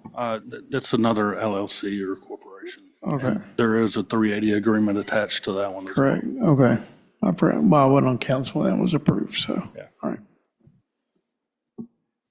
Other questions, discussion items, thoughts? So city manager, it doesn't feel equitable. Like, that's my gut on it. Like, I feel like it was more like 50-50. It would feel better. This just feels very one-sided. Do you feel like there's any other room for negotiation on this with the developer? There's always time to negotiate, but personally, a year is long enough. This has been under negotiation for a year now. Absolutely. It's time to make a deal or pull the trigger and move on, huh? What are you looking for? What would you like to see, I guess, more of? Well, so look, right now it's, for every tax dollar collected, they're going to get 75 cents back in the first 5 years. We need the money 20 years from now, but we've also got stuff to pay for today. We're giving back all the impact fees, and we keep complaining about how we can't fund infrastructure improvements, but impact fees are meant to fund other infrastructure improvements in the town. So my understanding is the impact fees would fund things around it, and that's Arlington that's around it. So they would have to fix that. I guess what I'm saying is, again, going back to the dollar, if in the first 5 years, every tax dollar that would come to the city, a little portion of it, if they're getting 75 cents back, at least get it down. Like, I feel like meeting him in the middle at 50 cents would be more equitable for all parties if we're going to move forward versus what this feels like right now. Again, I went through numerous EDC directors, other city managers, our own consultants, to find out what has been the practice, not just here in the Metroplex, but countrywide. And it's very common for this type of agreement, 380 agreement. There's some of them even more so for the development. To be honest with you, if you want to go to Arlington and look at some of theirs, pretty crazy. Restaurants, bringing a business in, some of them are very, very pricey. I think what we're looking at is honestly kind of bare minimum. I think it's a good kickstart for us for a lot of things, just for development down Bowman Springs, development in our northern side of our city as a whole. As you heard earlier from Chelsea, our EDC director, consultant, hotels generate more revenue around it than almost anything else. They're here visiting, so they normally eat out at one point or another. They buy their gas, they buy other items that are needed for life in general. So our sales tax is going to increase, generally speaking, for whatever their purpose of visiting Kennedale is. Obviously, it's on the edge of our city, but in the same sense, that's the only developable land on that road that's within the city other The rest of it is already consumed. There's either by housing or other business opportunities. There's no other form of doing so. I believe at one point, obviously, this gentleman's in the hotel business. That's what he does. That's what he builds. I have reviewed other 380 agreements that he has with Grand Prairie, North Richland Hills, Willow Park, Fort Worth. He has land and businesses or hotels all up and down 20. It's generally where he does his business, is Interstate 20. He has indicated to me he's wanting to build the hotel prior to the soccer tournament. World Cup. I'm not a soccer fan, sorry. So his intent is to build for the entertainment that's in our Metroplex. And one of his locations is right here in the city of Kennedale. Jared, can you clarify, it's not like we're not getting any money out of this, right? We're still getting property tax, the value of the property, right? Yes, we still receive 75% of the property tax, 100% of the sales tax. So just like the numbers that Councilman Glover was sharing, and again, it's rough numbers, we're still looking at roughly $100,000 in sales tax generated by the hotel that comes straight to the city. Yeah, so I see the look on Councilman Gary's face. So to add to it, so remember the property tax cap in the first 5 years, again, all estimates was $30,000, $31,000. And then the city manager is adding in the $80,000 estimated sales tax generated from the hotel also. So now we're at about $110,000 potential tax revenue. We know we'll get the property tax revenue. Sales tax revenue, that may get spread around Arlington, the other areas also. But that's where I can see the look on your face, that's where that question was coming from. But that's where he's getting Well, that $100,000. just the sales tax just generated from the sale of the room. So you'll get the $8, 8.25% on the Okay, sale so of you're the saying room. that not sales tax that they spend Right. I'm around talking it, about you're talking at the hotels, so $80,000 on top of the $30,000 That's property. right. So you have a hotel occupancy tax. Okay, so that changes the Which is equation. 7%. Then you actually have the sales tax that's on top of it. So ultimately, you got a 15% tax, just like if you go to any other hotel in the world. Some of them are even more than 15% if you truly look at the bill. They tell you it's $139 a night, but it's actually probably closer to $108. Resort fees. Okay, so with that being said, I think the number comes out to be closer to, over 20 years, the city getting 3.8 million back over 20 years. That wasn't, the room sales tax was not calculated in that, so we missed that part, bouncing around the golf course. Okay, so call it 110,000 per year in the first 5 years, revenue back to the city. And that's at a 25% to the city, in the Yeah, first that's 5, and then 25%. 50/50 after that for 2 more years? Then it goes, I think, yeah. 100% after 7 years? And after 7 years, it's all ours. So, and I think then there's a remodel schedule on there also, so. 15 years? Right, so essentially they might get, their property tax value may go up. Like, this is all based at $7 million valuations from now through 20 years. It's not going to say 7 million, And that's my kind of point, like we're arguing about the little pennies that we're giving them, but the value of the property is nothing to us now, but it will be valuable for us for 30 years. Yeah, I know. We've gone back and forth several times on other topics on this. It's pennies, like. Yeah, I'm not trying to pick up pennies when dollar bills are flying by. I just want to make sure that we are not shortchanging the city and giving back tax dollars that could be spent elsewhere. Sure. So I feel better knowing that the 80,000 wasn't just random sales tax around town, but it's actually on the room itself. So that makes more concrete sense. Okay. And the city gets the whole 8.25 of that? Actually, it will be the 2%. 2% of the 8.25? Yeah, the state still gets their part. Well, that's what I was making sure. So is that still part of the 80,000? Roughly. I just put in 80,000. I didn't do any more math after that, so. It's round number, yeah. All right, any further discussion, questions? Then I will entertain a motion.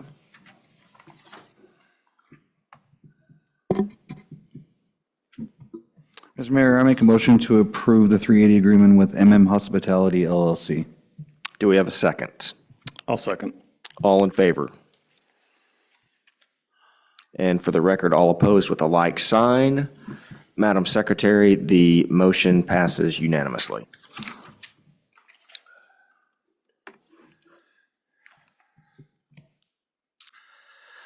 All right, so at this, we're going to move to executive session pursuant to section 551.074 personnel matters, Mayor? certain deliberations. Before you do that, I have a question about that Yes, ma'am. very thing. I see that it says personnel matters, certain deliberations about officers, employees of the governmental body to be held in executive session. And then the item is Planning and Zoning Commission unexpired term vacancy. My question to the city attorney is, could you please confirm if that appointment is a personnel issue? Yes, it is. Officials of our boards and commissions are covered by that particular section of the open meeting. So this is not an open meetings violation? As a matter of fact, it is not Okay. a violation. And I have given the city secretary to that effect where I've already rendered my opinion. I reviewed the agenda in advance and I've given her that opinion in the event you actually choose to go into executive session. I just wanted to confirm that. And the good news for you, in the event you do rely on the advice of counsel, which you are doing, it eliminates any criminal penalties if you were ever accused of a violation. Thank you. Mr. Mayor, may I request we just take a bio break? We've been out for about 2 hours now. Come back, then break into executive session. Is that okay? Or is it, we let it be fast and we can just take off? Whatever, I mean, It'll be fast. Be fast? Okay. all right. Or do you want to go to back? Okay. Nope, let's go. All right, we probably need a motion. I make a motion to go to executive session. Second? I second it. All right, Jeff got it. all right, all in favor? All right. I don't-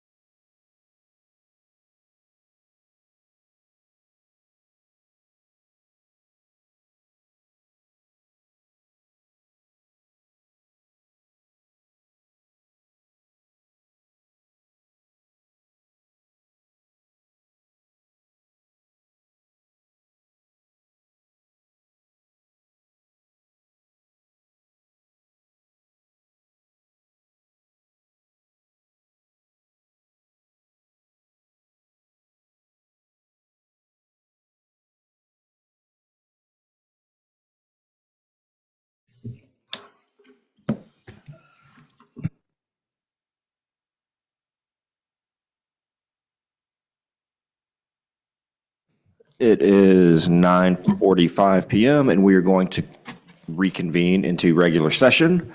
And with that, I'm going to ask for everybody's favorite motion. Mr. Mayor, can I make a motion to go home? Do we have a second? I'll second. All right, it is 9:46 PM, and the meeting is adjourned.